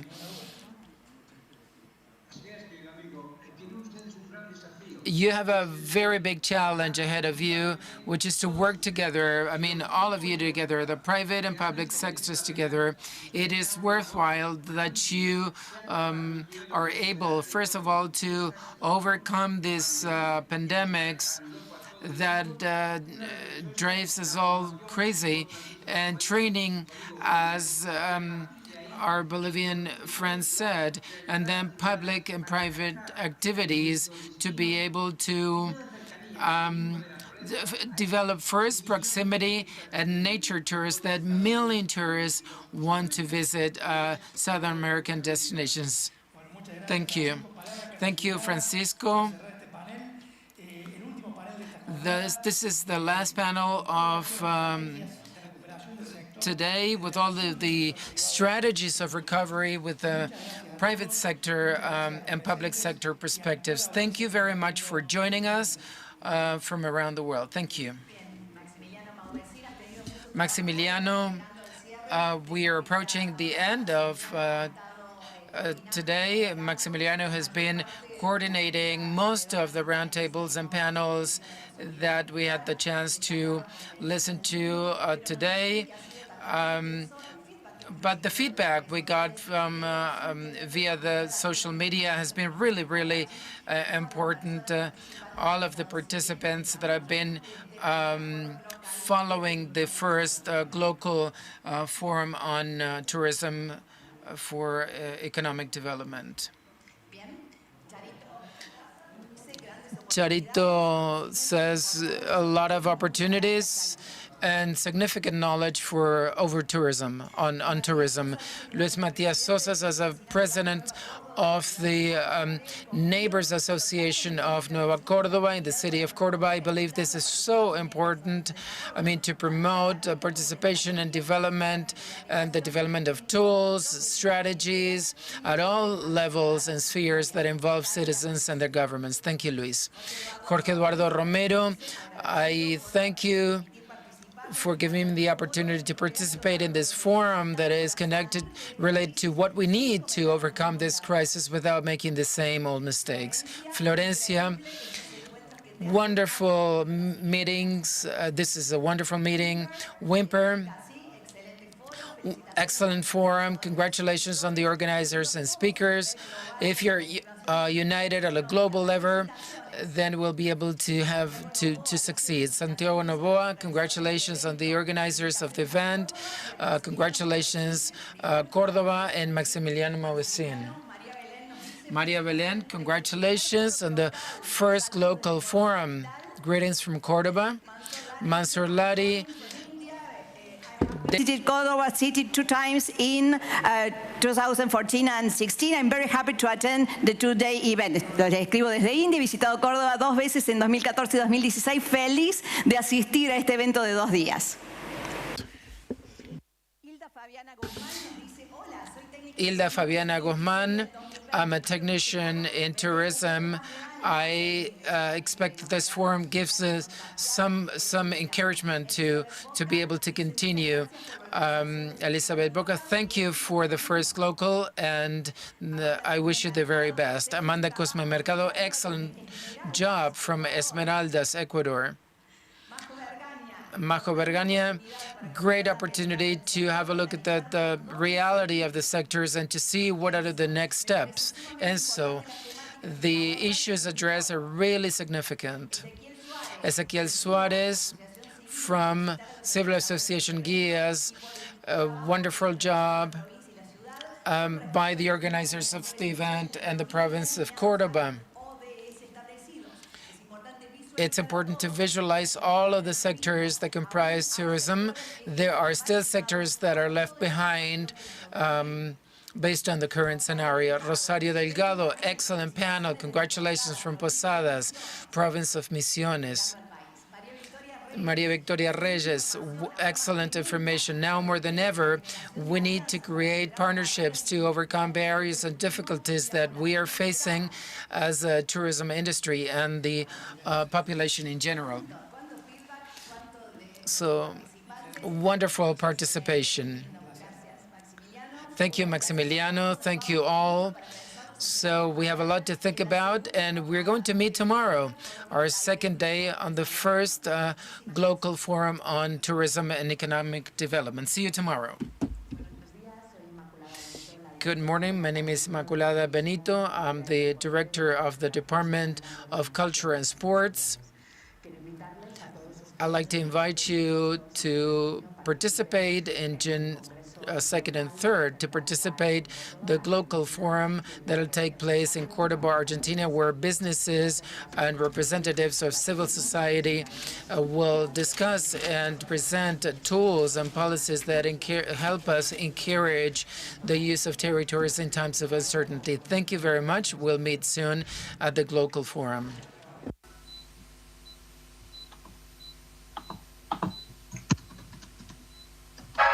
Hay un lugar donde el día y la noche se disfrutan distinto, pero con la misma intensidad.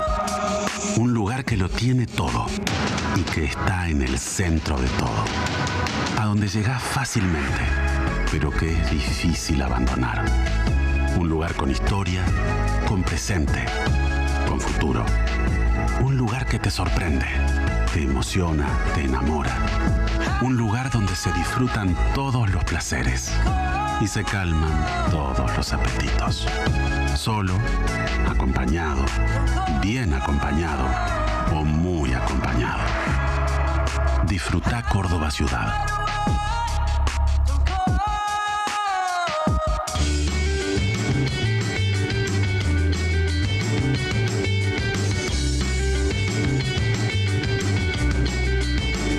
Recording stopped.